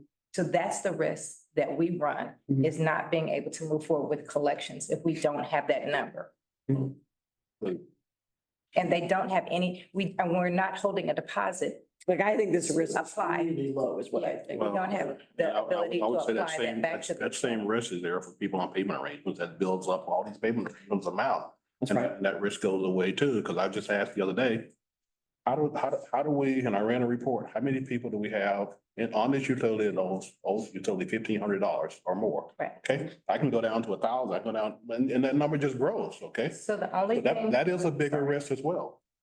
The only thing I would say in that instance is that that customer is a postpaid customer, not a prepaid customer, that we don't have the deposit on, then we do have a deposit if we're still holding it to apply back, and the amount that we Okay. that we run the risk of not being able to collect is lower. But if we don't have a The deposit, we don't have greatest anything to benefit apply back. For FlexPay, when we got into that program, at first it limits VPU liability by having people, with all this money that walks away. First of all, it gives more control back into the hands of the person to always know, and then they can control their expenses better, which also helps them. So there's way more benefits to that, I would think, and less risk to BPU, because we won't be as exposed as we are where we currently sit. I mean, the problem is we don't have the data, right, to support, oh, this risk is huge. I mean, I understand the concern, I do. But we don't have any data that would tell us that. It would tell us how many customers we have in write-off. No, I know we have that. Oh, okay. No, I know we have that. But we don't have, but we sit here, we're sitting between $6 and $7 million in deposits that we hold for our customers, for 65,000 customers, right? And a very small percentage is on FlexPay today. I know that we have had some discussion about, trying to utilize that program more. And we can't force people there. But I believe we're always going to have people who push back. Well, here's the deal. I mean, imposing a maximum deposit on a customer who might fall into a substantial risk or a limited, whatever credit risk, all that's doing is disproportionately impacting their ability to pay us anyway. It just is. And so if you can point them to, okay, we'll do a prepay option, right? Right. And that's always but that's always their option. If a person says that that the deposit is too high and they don't want to pay the deposit, then we give them the option when they're signing for service. It was on the sheet last week, of a customer that just didn't really understand that we could lower their deposit that way, or they could go on FlexPay. So there's always given the option. People don't always choose that option. So I don't know. I know we've had this discussion before, is if we can force somebody to pay a certain way. And I just, before it was said we can't. I think we can. I mean, I don't see a legal limitation to it. And I mean, Casey, you and Angie keep us honest. If you sign up for Google, you're prepaying. If you sign up for All day long. service, you're paying in advance, okay? And the advantage they have, And if there's legal. they don't have a hot weather rule or cold weather. Right. And if there's legal requirements to prevent that, then these companies wouldn't be there. So yes, they are utilities providing that type of service as well. They do, but they don't, it's the same across the board. They don't force this person to go this direction and this person to go this. Well, Everybody goes the Google same don't give you an direction. option. Okay, So when you sign up. I know, that's what I said. I'm saying, everybody, you're not forcing people to do one or the other. You're not saying, okay, you can do this because of that, you have this, and we're gonna force you. But if I have a concern about you performing a credit, a BPU, not you, performing a credit check on me and I come in as a new customer and I say, I'm not giving you my social security number and you're like, okay, boom, it's whatever our maximum Right. deposit. And amount that's- is. Or you can choose a flex pay where you don't have to pay. This doesn't say that. Well, yeah, you're right. But when they call you and you're having that conversation, that is an option that's proposed. Okay. Yes, always. What But, regardless Brad, of the So we deposit. rolled out FlexPay with the thoughts that BP was gonna aggressively go after that customer base and grow that customer base. And I just haven't seen BPU do that. Okay, so. We need. Well, I agree. I don't know that is out there. And I know there was some reluctance to do that earlier. I don't know that it's still there, but, Well, if it's not an I issue. certainly don't see BPU customer service aggressively going after customers to try to increase counts in that. So, I mean, call it what it is. This is a time to address that, doing the policy. We will follow the policies based on how they're written. So if the board sees that, okay, as an option, if you don't want to pay this and if you don't want to provide this type of service, I don't see any reason why that policy can't say you got to go and do this. Rose, are you proposing mandating it for the customers or making sure that the policy reflects that that is an option available to? Making sure the policy reflects that that is an option. And I do understand that the language, of course, I found it finally. And if they don't want to go to 5.01. flex pay, then they gotta That's right. come up with a big deposit. That's right. Same thing. But I think everyone's on the same page. I misunderstood. I understood that we would force them on the flex pay if they did not give us social security. Yeah. But if it's just an Well- option for them, we're still saying it's an option. So I'm Well, so I want to be on the same Jenna, page as But everybody. look at it this way. If they don't provide the minimum requirements that's needed, then you have to do this to get service. So you're still forcing them to go there. Well, it would be if, I guess the only way you'd be having an actual choice is not providing the social security number, but able to pay the full deposit amount, which is, Is the full deposit held for a specific amount of time or like until the account is final? So the 500 is until the account is filed. What about like a standard deposit? 2 years of good pay history or when the account is final, whichever comes What's first. considered good pay history? No more than 3 late payment charges in the last 24 months. Yes, and then it looks at each individual. Which I've clearly violated with my credit score well in excess of 800. And But it's, I mean, really, and I'm it's just like, underneath that's that, I mean, I'm not doing John that. Henry, I'm not doing it. he's ancient and he's disabled and just put it under his name. Not, it is under his name. I'm running him through this process. Just go on bank draft. I did finally. She is now. I messed up to Jeanette, I've done it. But also, yeah, but I mean, I don't know, I think we gotta say something about it. So it's back up And I mean, at it's- 1, second I think we paragraph. need to make a more concerted effort to move people into. And if you're And- saying that by saying, if you don't have a social or I-10, then then we will put you on flex pay until you get one of those pieces of identification or until the count is final, then that's okay. I'm saying that's okay. If that's something that is not going to cause any heartburn, if it's not going to be a legal issue, anything before, it said that it possibly was because we weren't forcing everyone, we were segregating. Back then, we were saying we were separating out a different group. And so if it's okay, then I'm great with it. As we roll up the My Meter Start service, I think we make that Right. a thing that we I put there, yeah. agree. And make sure that customers know about it. is there, apologize, I'm probably the last one in this conversation. What is the reason we would prefer someone to be on flex pay over them paying us the maximum deposit amount? That we'd prefer it. Yeah. I don't- think because our customers don't have the money to pay it. They might have the money to do. But from like a BPU liability standpoint, I think what I'm hearing from Bill is even though we're not assessing the maximum deposit amount, even foregoing that, we feel safer about not being overexposed on the flex pay That's than we do That's, having 500 Yeah. sitting in the bank. that's because they're paying for the Because, So it doesn't let them Ahead, through a giant. right, Okay. they're not paying for it after they've used it, they're paying for it before they use it. because here's the other thing, they pay, sometimes the deposit is still not gonna pay the full liability that's out there. Because they're gonna enter into an ungodly amount of payment arrangements, and then they can walk away with that. And, okay, well, we got the deposit. Yeah. But look at almost how much else we're writing off. Okay. Yeah. So then Rose, I guess we come back to, are we trying to mandate flex pay? Or just put it more strongly available? The language, Encourage. Right. the language I added You is, might, right? so it's in 5.01, the second paragraph, Rick. Sorry, making that. The one we were literally just in. Yeah, may be subject to the maximum deposit or required to utilize Perfect. flex pay. Or however you want to say that.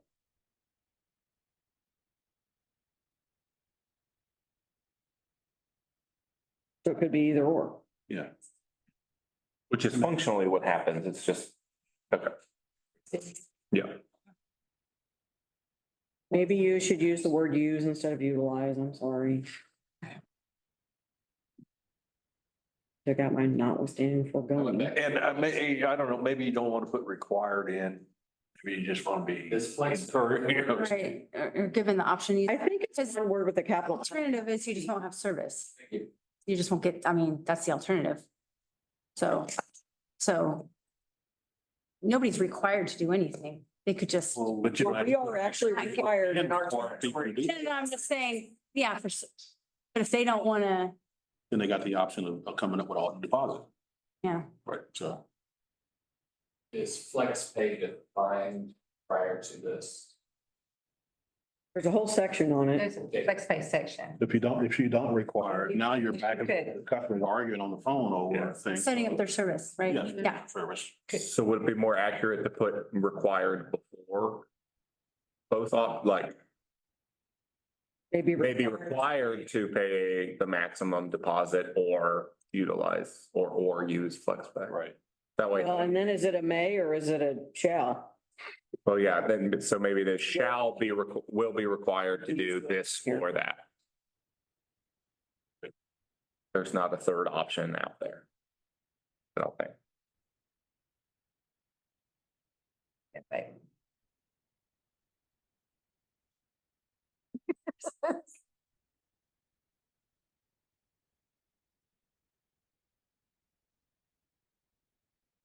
And my other suggestion was that we be a prepaid utility and everybody has to.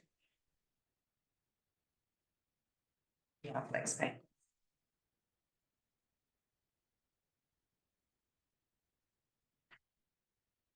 Most the other companies do it, other companies do it, so we Interesting. I could didn't do realize that. that, yeah.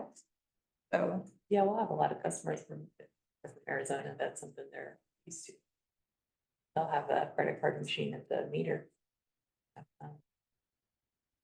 But they're like home meter. Like with the meter. So if you do it that way, like, if you just kept a card on file, bank, you know, whatever, information or whatever, do you just take it out as needed, or how do you do it? Like, I don't want to have to go back and be like, oh my God, I'm 60. Like, just take my money. I mean. I mean, actually agree. that's what Google does, right? I mean, Bill, you know, I mean, If you. they just take the money. But I think most of them consider that, like a bank. You've signed up and just like you're now, they're going to take it out regardless, whatever you have on file, to take it out, they're going to take it out of that. I think in prepay, you could probably be automated bank draft, or everybody can be we could be a prepay utility where everybody is doing that the month before, or however it is before. You would just pay the services, not go to zero. I guess just like Bill was saying, other like Google or like your, you know. Those aren't usage-based. From. I mean, that's the only, I mean, and Right. like I'm saying, so it's like, okay, if my usage fluctuates, which it does. So in Right. interest of time, I don't think we're actually going to decide to move to entirely prepaid today. This is a start. Yeah, well, this is one small category. Maybe we see how that goes. Wait, is that on your 2024 goals? Do we need to discuss this? Well, we may in 2025. Because we could do the same thing for customers that get disconnected so many times. We could say that they're required to, because you can always increase a deposit. You can have an increased So you deposit. guys or you good can with do this fee. language? That's fine. I'm good with this language. I don't think there needs to be a comma after deposit, No, that's good. but I sure am good with that language. Okay, all right. So can we call it good and move to the next section, please? We sort of already, I don't know how many more is out there. That's what I'm right. searching back.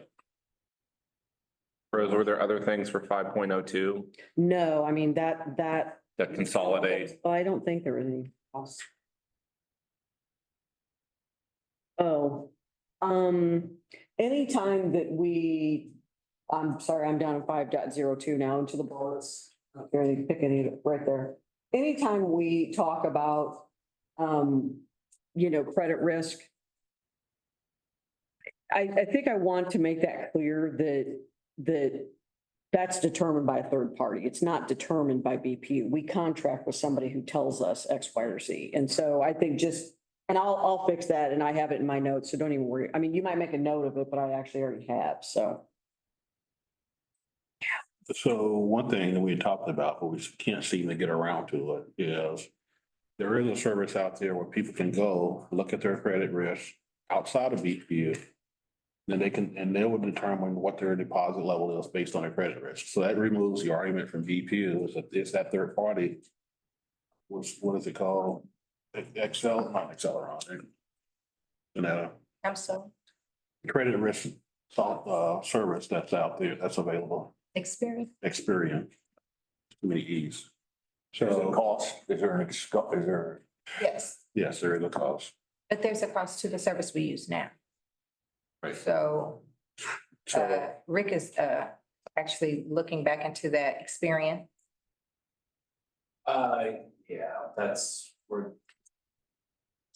Yeah, we're checking back into that. Kayenta was supposed to be able to provide us with some credit check capabilities. I don't think we were satisfied with what they were capable of doing, so we reaching back out to Experience. So that would kind of be a budgeted item. instead of that being a manual internal process and having conflicts with the customer or if they do have bad credit, that's something that can be handled and then they can move forward without interacting with our staff, so.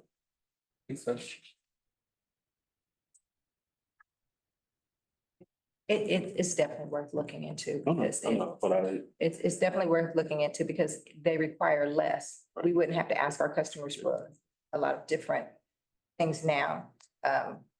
Lease agreements, things, they would check them based on the fact that they would be in their system, kind of like how they do with other so utilities. if you can push that to get it done, I mean, I don't know. But what is that? What's the cost per transaction for that? Oh, I don't know because when we started, we kind of stopped it from moving forward, budget wise. We stopped doing the process, but so it's old. The criteria, the requirements and the amounts that they gave me are old. So that's why I asked Rick project manager on that, to pull it back out, look at it and go that direction, because I think we would be so much more pleased and our customers would be with what we need to require. In Rose, my meaning behind that is IT is backlogged with a lot of other customer service stuff that we need to push and try to get some resolution on. So yeah, we need to go back and revisit a lot of stuff. We need to reduce that backlog of things that we're still waiting on so that we can really work on these customer service goals. And so how much? I have some old information on it. Rick has as well. I don't have any recent cost per transaction that I could get you. I could Reach back out. I could have that for you within the next week or so. Get that over to you if that'd be all right. Yeah, that's fine. Okay. And compare that to BPU's cost of transaction too, so fully loaded overhead and all that, so. Well, that's the thing that I'm gonna see that service initiation fee go down from $75. Yeah, it may be. I mean, It there's may no be. doubt in my mind it's gonna go down Maybe. because we have, Yes. not, people aren't doing it I agree. and we don't have that Agree. cost. I agree. So Are we at a $25 activation fee? What are we? I am $50? I am constantly pushing for automation and doing a number of other things that reduce our internal costs to benefit the customer. Okay? But it would take the place of some things that we currently use online utilities for, which is the soft credit check, which we use a utility for anyway, to move it that direction. But we would still see what those costs would be. Mhm. So that was what we had. So Abby, Yes. how does Evergy do it? When you sign up for service, I mean, do they perform the internal credit check? yeah, well, they have a third party, but it is done by Evergy or by Westar, by Kansas Gas. So they do that. They use a third party, like an Experian or something like that to check on it. Okay, So basically, yeah, they use a third party, just like we use the third party, but I like the fact that they don't have to require what we've been talking about. You don't Yeah, have to require a lot of the things that we ask. documentation. Documentation we ask customers for. So With my, that service, you don't have to do that. so my hope is like you're saying, so we use a third party, whatever that cost is. Then you gotta add in our internal costs, being able to manually process and work with the customer on that. So that probably doubles or triple what the cost is per transaction by having BPU do it. So now if it's outside, so that certainly reduces a lot of costs.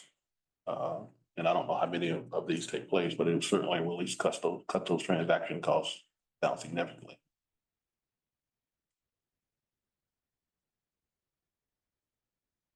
I would make the assumption many utilities use a third party to, because like I just recently signed for service with BPU and signed with service for natural gas, and I didn't have to provide anything except That. my information on an online form. And you hear that from many other people coming in, signing up for service as to how it's more difficult it is here versus other utilities. Yes. And my meter will provide that online form that we're talking about. Mhm. But it's the other things that it can provide with, Yeah, by doing that check. And confirming that it's the person that's actually going out.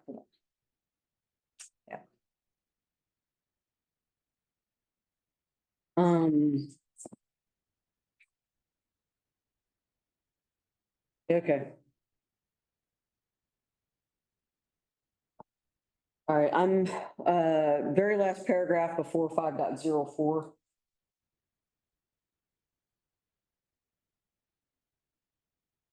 Yeah, so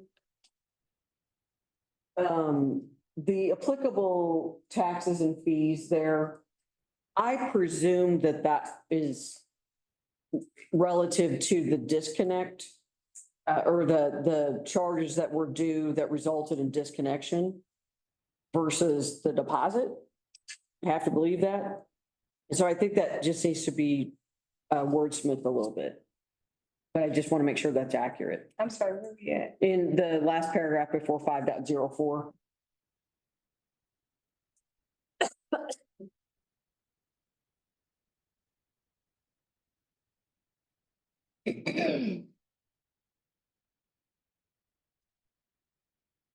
You're talking about in the event of a customer who's not required to pay, is that? Yeah, that one.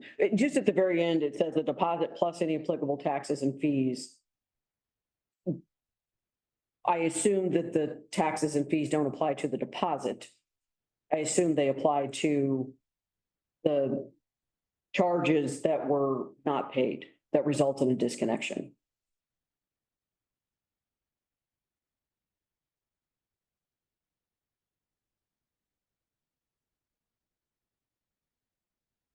Because I don't know what fee or tax would apply to a deposit. Right.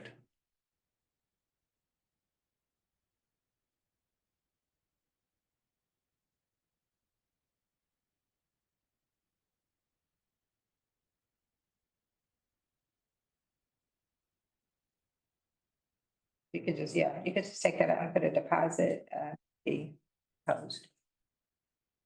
Just strike through the other part. It's not, as I said, Yeah, I think we can if we just charge strike that that. deposit, Okay. it's never with any tax. So we- So then we would just strike plus any applicable fees and taxes, Yes. right? Okay, cool. Thank you.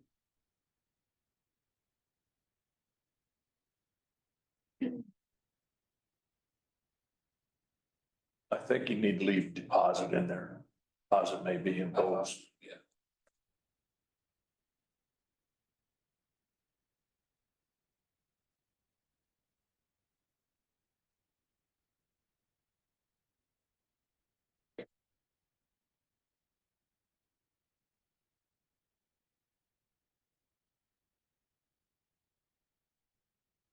No, this is gonna really, everybody, but I don't have anything in 5.04. All right. Didn't have anything there either. Tom, did you have anything in 5.04? No, I'm good. Like, serious. Um.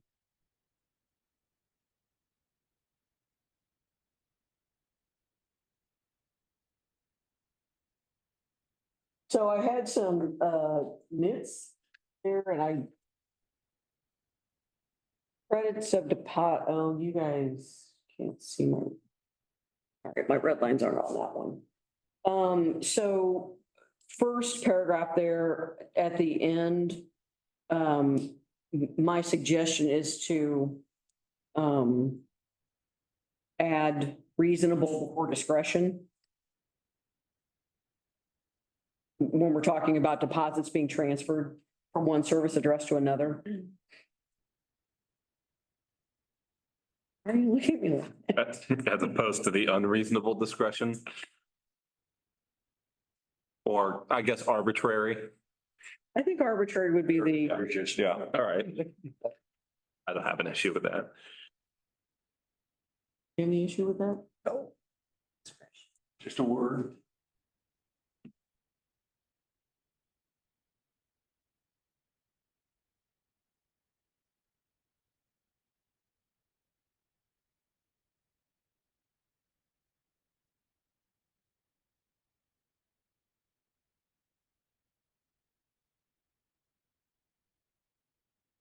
So You guys good with that or are you still reviewing? And that's fine if you are.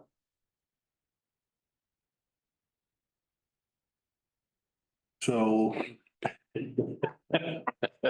So we're in a board meeting. Okay, here's a customer that came, come to the board to say. What reason did BPU use to apply this? When somebody else told me something different with their account, okay? So. And I don't like the reasonable discretion that BPU discussed with me.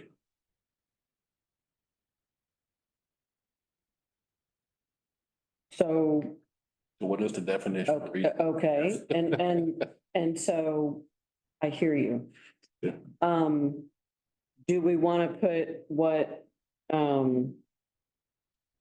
is the criteria for being able to transfer a deposit from one service address to another?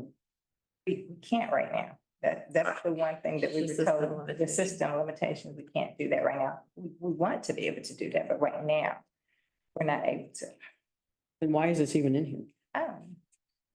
I'm fine just striking the whole I sentence. think because we wanted to do it and we thought at the time. the system- Aspirational. Well, we thought the system was going to let us, but then when they came and went through the whole process, it was, we could split it up. Oh, that was our request to split it up over 3 months and or just transfer the deposit, which I love that idea.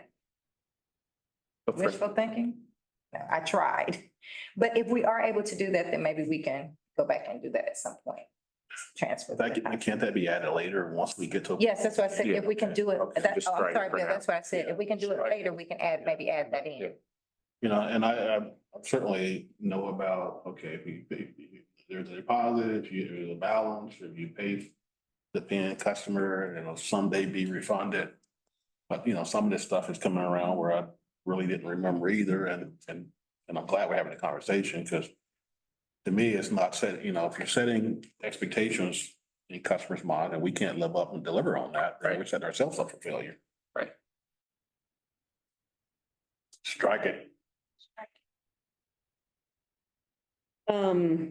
Okay, and this is one in 5.05 where I felt like we were out of order sort of on the paragraphs.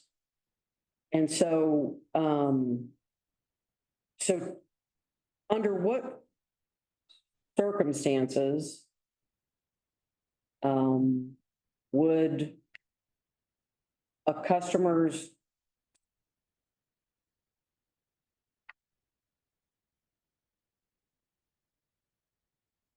so we've got a couple of things going on here, right? One, so, okay, we'll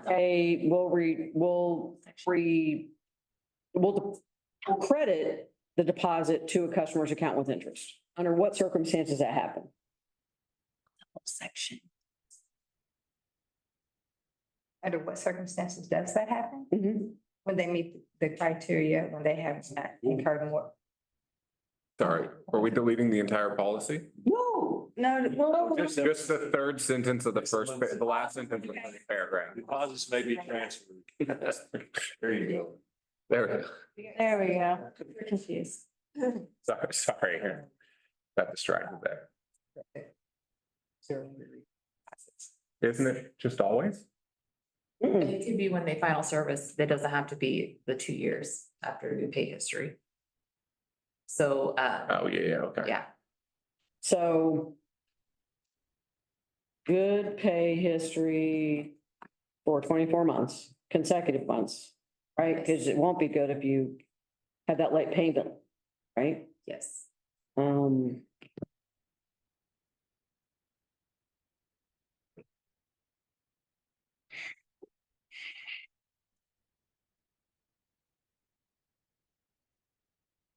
Okay, so then it will be credited to the account with interest, right? Okay, and that's true for residential and non-residential. So or non-residential is 3 year. Right, but. Yes. Yes. that's Mhm. correct. Okay, but so remind me again where that language is, because I know it's here and I reread it again yesterday. No, they have to have good pay history also. Sorry. You said refresh your memories, I'm sorry. As to where, I know we talk about what the good pay history is for each segment of customer. Where is that? I don't know if we specifically say, We say it somewhere because I've read it. I know it's in here. I just. but it's defined though in this thing, if the customer has incurred more than 2. Mm-hmm. But that's for resident, well, but that's the thing is, okay, but we start with the thing is like, okay. If you're a good paying customer, you're gonna get your deposit credited to your account. Which means that you don't have more than 3 late payment charge within the 24 months. Right, but what I'm saying is if I'm, now I'm gonna play, I'm non-lawyer reading this, Did right? you say 3 late payments? Because so here it says more than 2. More than. So 3 or more than 2. So it has to be. The third one is what the makes you third one not is in what- good yes, standing. Yes, third one. So if you have 2 on your account, you still will get it. Your deposit credited. 24 on-time payments. Okay. If you have more than 2. So what, if you get to that third one, but if you have 2, you're still going to get the deposit refunded. Okay, so the first paragraph in 5.05 for eligible accounts, right? Deposits are credited and will be applied towards the outstanding balance. Is that just for final accounts? I was looking for the thing, I thought it was gonna be at the top where we discuss if we're gonna have a credit checks for the good pay. Yeah, it's here somewhere. I think that's way back in the front. Yeah, that's where I was looking, Mhm. but it looks like we struck it. Oh, no, so we took out a thing, not using at least.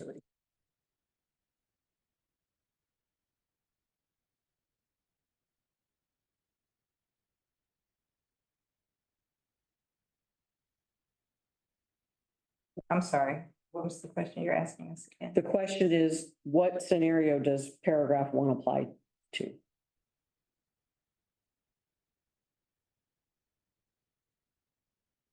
So if we're crediting, in the third paragraph, we're crediting to the account with interest. Right? If it's good pay and all that stuff. So first paragraph is, when we talk about eligible accounts, does that mean they were good pay accounts? Yes, and I think they have had to, I think the deposit has had to been paid in full.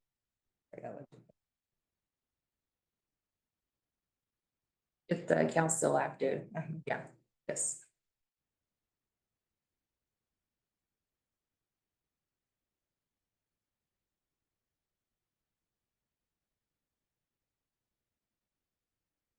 Because if you can't apply it towards.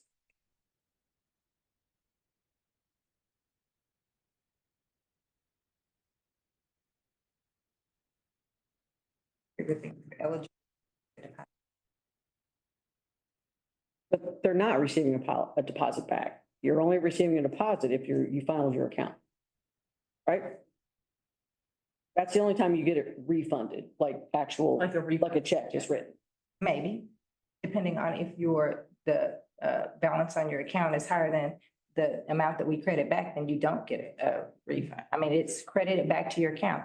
Anything over, then if there's a credit, then that gets actually refunded back to you. But if you have, let's say, a $500 balance on your account, we apply the 375 plus interest, then there's still an outstanding final amount that needs to be paid. So you're not going to get a credit back. Okay. So it is always credit back to the account, and then if it's a actual credit left on the account, then that is refunded to you. Okay, so you have now read this multiple times. I mean, do you see what I mean? Like, it's just the order of it's just not Yeah. clicking.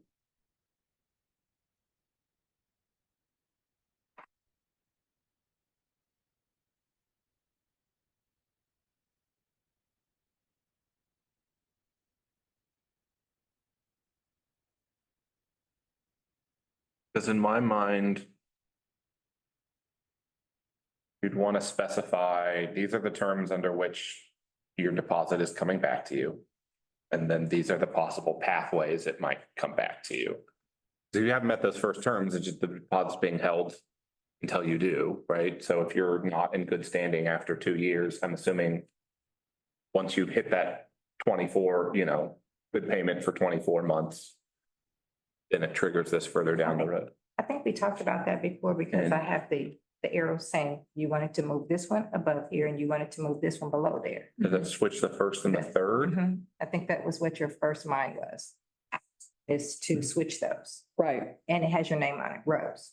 right. Handwritten rows. Yes, handwritten. Okay, thanks. Review the order. Right, no. You got it too? Content. And there's a whole, like Rob has a note there that says the same thing, right? Yes. So, Honestly, I think that I think you just want that to, accomplishes most of it. just to switch those. I still think paragraph 2 is clunky, but It's clunky. Hmm. Take the clunk out. It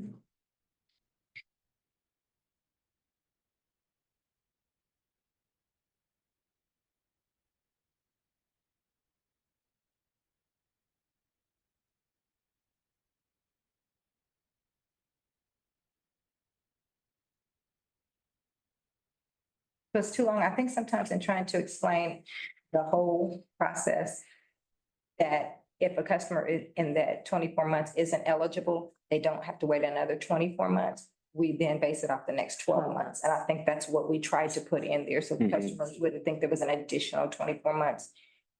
Now we review it by the next 12 months. We review it every year instead of. Well, 24. let's say in that first 24 months, you had late payments on your first 3, right? And then after that, you have 21 straight months of good payment. We would not approve them for the deposit, like returning the deposit until 12 months after that, or just like 3 months after that, when you can look back for 24 straight months. Does that make sense? Like, if all the issues were at the beginning, how long do they have to wait from that? Because really by month 25, they would only have 2 issues in their last 24 months. But I think what we're saying is, Is it It meet it during that is it rolling 24 Yeah. months? right, Yeah, And I think let's roll I agree. Should be rolling.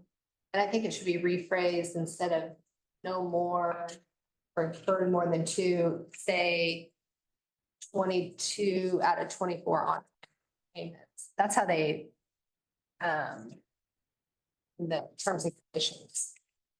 So you would say 22 out of 20 on-time payments. So there's no disputing what it is. And then it's rolling as well. So to Brett's point, if all the late, say your first 6 months you struggle, and then after that, you're on time consistent payments right at that point. the bad one drops off, the Yeah. bad one drops off. Yeah. Yeah, the last late fee drops off.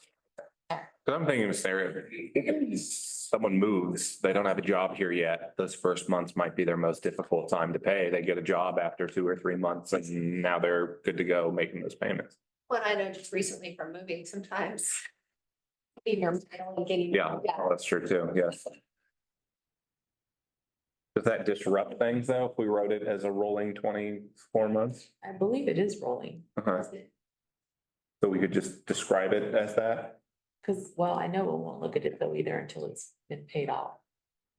Because the deposit has to be paid off before it starts. Oh, so the 24 months doesn't start till the deposit's paid in full. So if they take 3 months to pay, and even though they're making an on-time payment, the 24 months doesn't start till that's paid. Gotcha. Is that a system limitation? Well, the system does, I don't know if that's how we have it set up, but. Okay. I know it never was an We can change issue it. before because Right. it was They all paid paid with that upfront. upfront with that Yes. with that first bill. If we want to consider something different, or you said rolling, but I believe that's how it is. I think that's how the system does it when they hit that 20, after they don't, if they don't get it back within that first 24 months. Because of a late payment or something, then I think it rolls into the next, I think it just rolls into the next one when they do have 24 months of good pay history. But I could be wrong. If it rolled or not. Thought it did. That stuff you said it did. I think it did.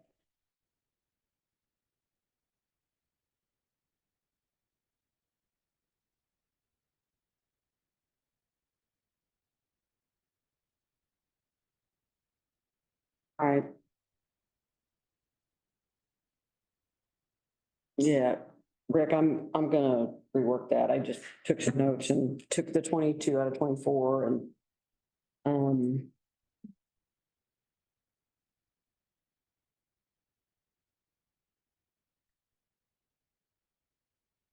understanding the deposit has to be paid in full prior to any of this occurring. So. Okay, awesome.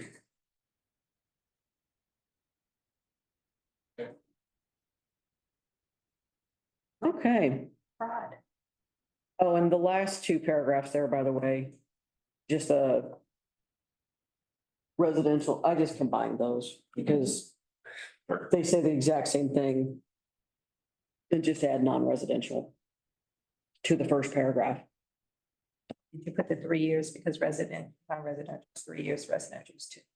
Well, but yeah, no, I mean, that's, yeah. No, I So got you're it. saying residential and They have to be- non-residential?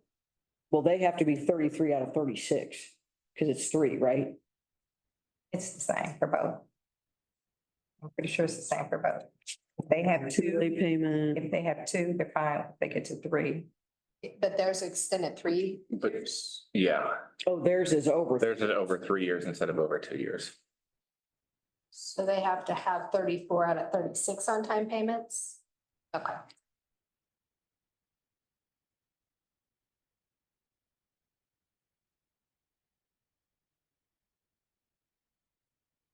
Okay.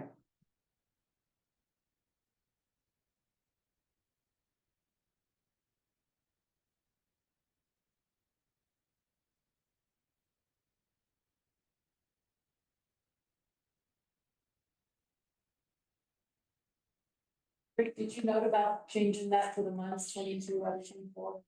you might better know that. She's been taking notes on that Yeah. one. Right. Yours has- I actually, there it is. Yeah, she has the action item to rework that paragraph. Well, and one thing I want to do, and if, because we're at another section stopping point, and I know we've got 10 minutes left of our allotted time. So we don't, and we were good about that early on. We've not been good about it lately. Let's get another date on the calendar right now, like, Sure. so we all remember what we just discussed today. I agree. I'm not getting any younger.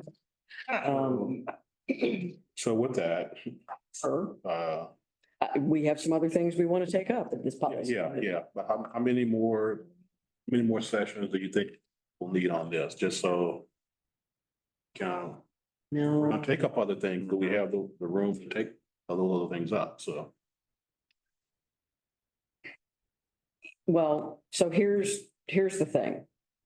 And I don't know, Casey's gonna tell us if we can or can't do this. I mean, I think what's gonna make this more productive is if, I mean, I'm the one obviously primarily doing edits on this, is I'm sure everyone else had a lot of edits after the last clean version came out. Brett? So if I can get that circulated to this group, Mhm. right?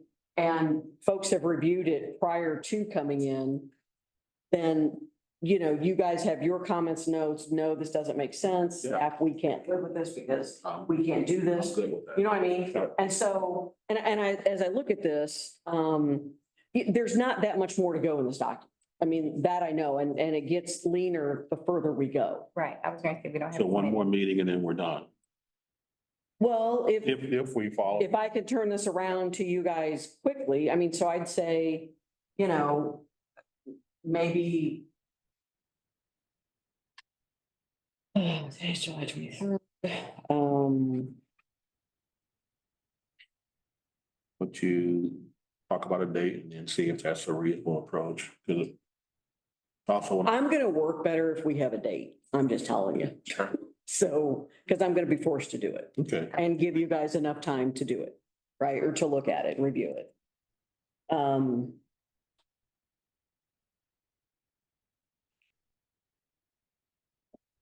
you want a week or 2 weeks? Um.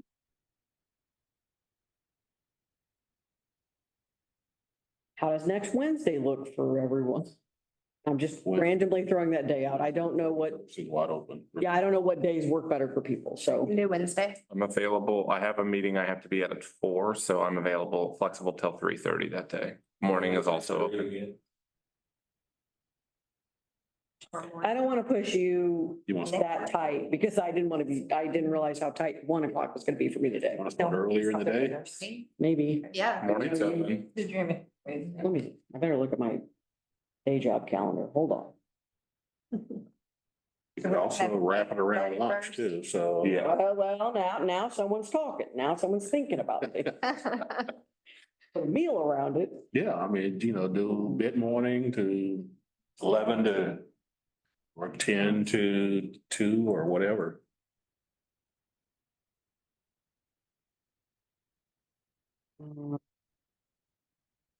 Too early. Or 11. I'm retired. I don't get up that early. Could we start it at 11? Sure. Works for me. I can You do guys it. available? 11 on the 31st then. Yes. Okay. We'll have lunch here too, so just make it a working lunch.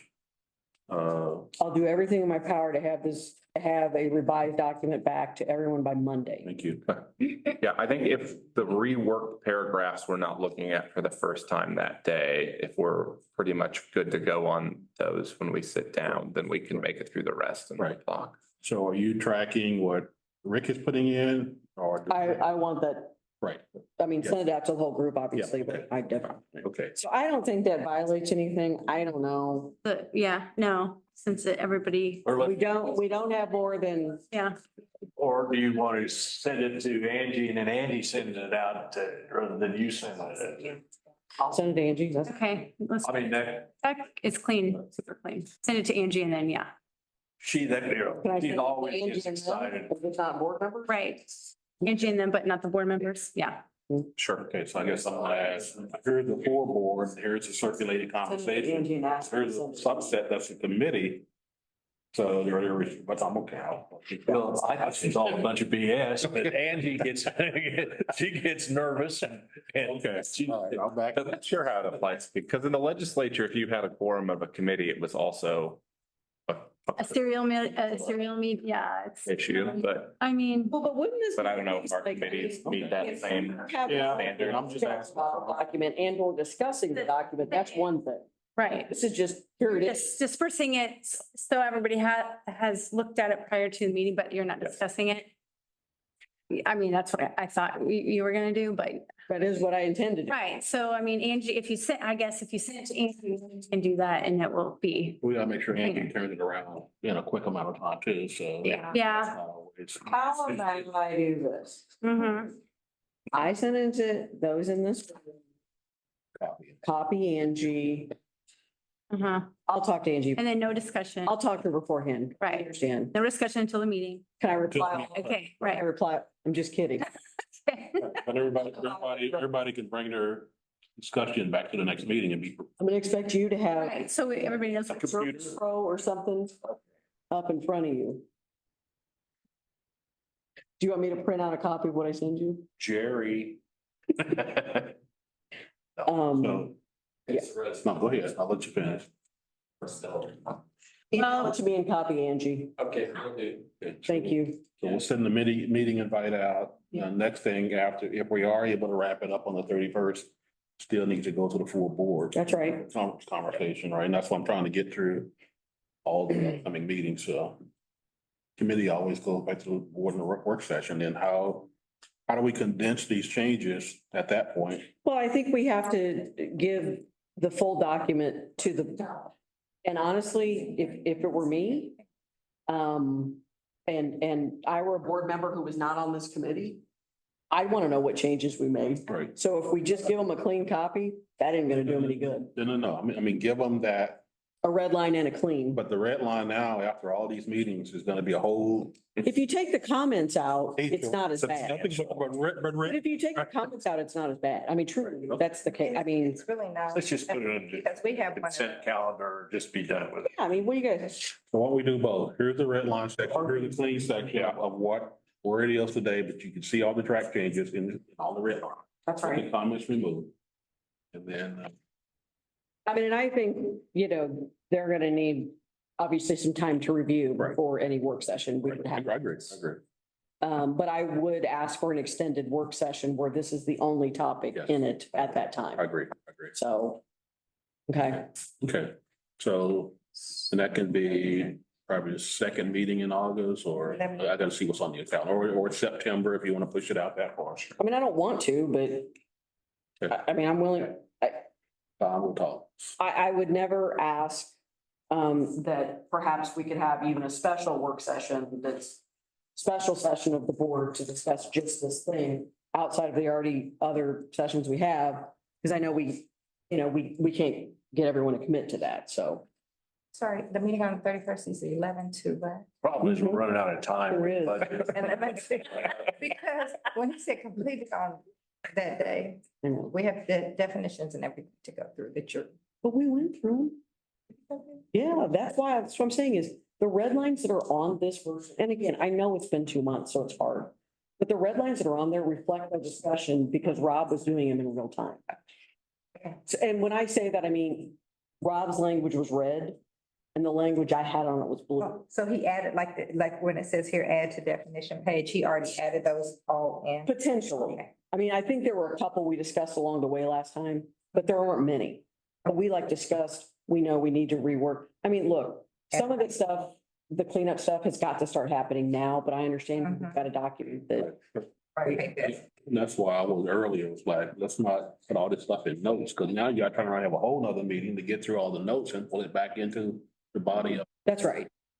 That's right. So if you're doing all that too, then I guess, I'm doing actual red lines. I'm not doing notes. okay, but But I mean, they're in red lines so everyone can see Right, what right. changes. So we're not- Because again, I'm going from the yeah, clean we copy, can then, I'm going from the last clean copy that was provided to right, us, okay, which was prior to the May 15th. Okay, but help me understand. Once you finish your red lines, the notes can then disappear, right? We can now delete the notes. On that version, they can. I mean, I think we'll both tell you that we're not, they'll be on a version, they just won't be on the one that goes to Right. the full board. Right, that's what And I'm then when saying. it's on there in front of the full board, you just explain each red line. You wouldn't have all this, Same thing. Stuff. like rows to rework this paragraph will no longer show up there. Right, That's right. right. And I was leading up to that board meeting on. If you take all this out, that makes the print bigger. That means I can see it. Sure. Right now. So what did you say, 11 to? 11 to, how long do you think you're gonna need for two? 11 to 2. Oh, 11 to 2. Sorry. I know you're excited there for a second.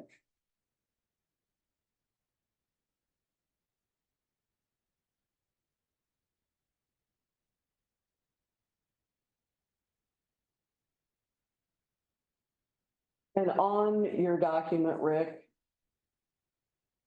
Yes. and I'm gonna have it on mine, but can you please mark where we ended and date it in the document, not in a comment, please? So we finished 5.05, right? I will send you a new copy. And we're starting with 6.01, correct? We finished discussing 5.05. I have additional edits to, but yes, that's correct. Yes. And the great news is I don't have anything on 6.01 unless somebody else. You don't? No, sure don't. You have a, I think the last thing is weird. it says remove paragraph, right? Well, because it says in addition, the customer. Yeah. How do you know I didn't? That's what I was saying. We're gonna start with. No, what I'm saying is, how do you know I didn't already do that? And that's already, if you don't have the right draft. And then we still need a motion to adjourn whenever anybody's ready. I'm not suggesting that we're ready at all. I'm just saying. This is, suppose I move to adjourn. Brett, second. Okay. Okay, it's been moved and seconded. All right, great. Aye. Parker, Aye. Rainey, Henry. Aye. All right. You. Thank you. President, I believe. all board members. Chairman, Did you leave the meeting? Madam Chairman.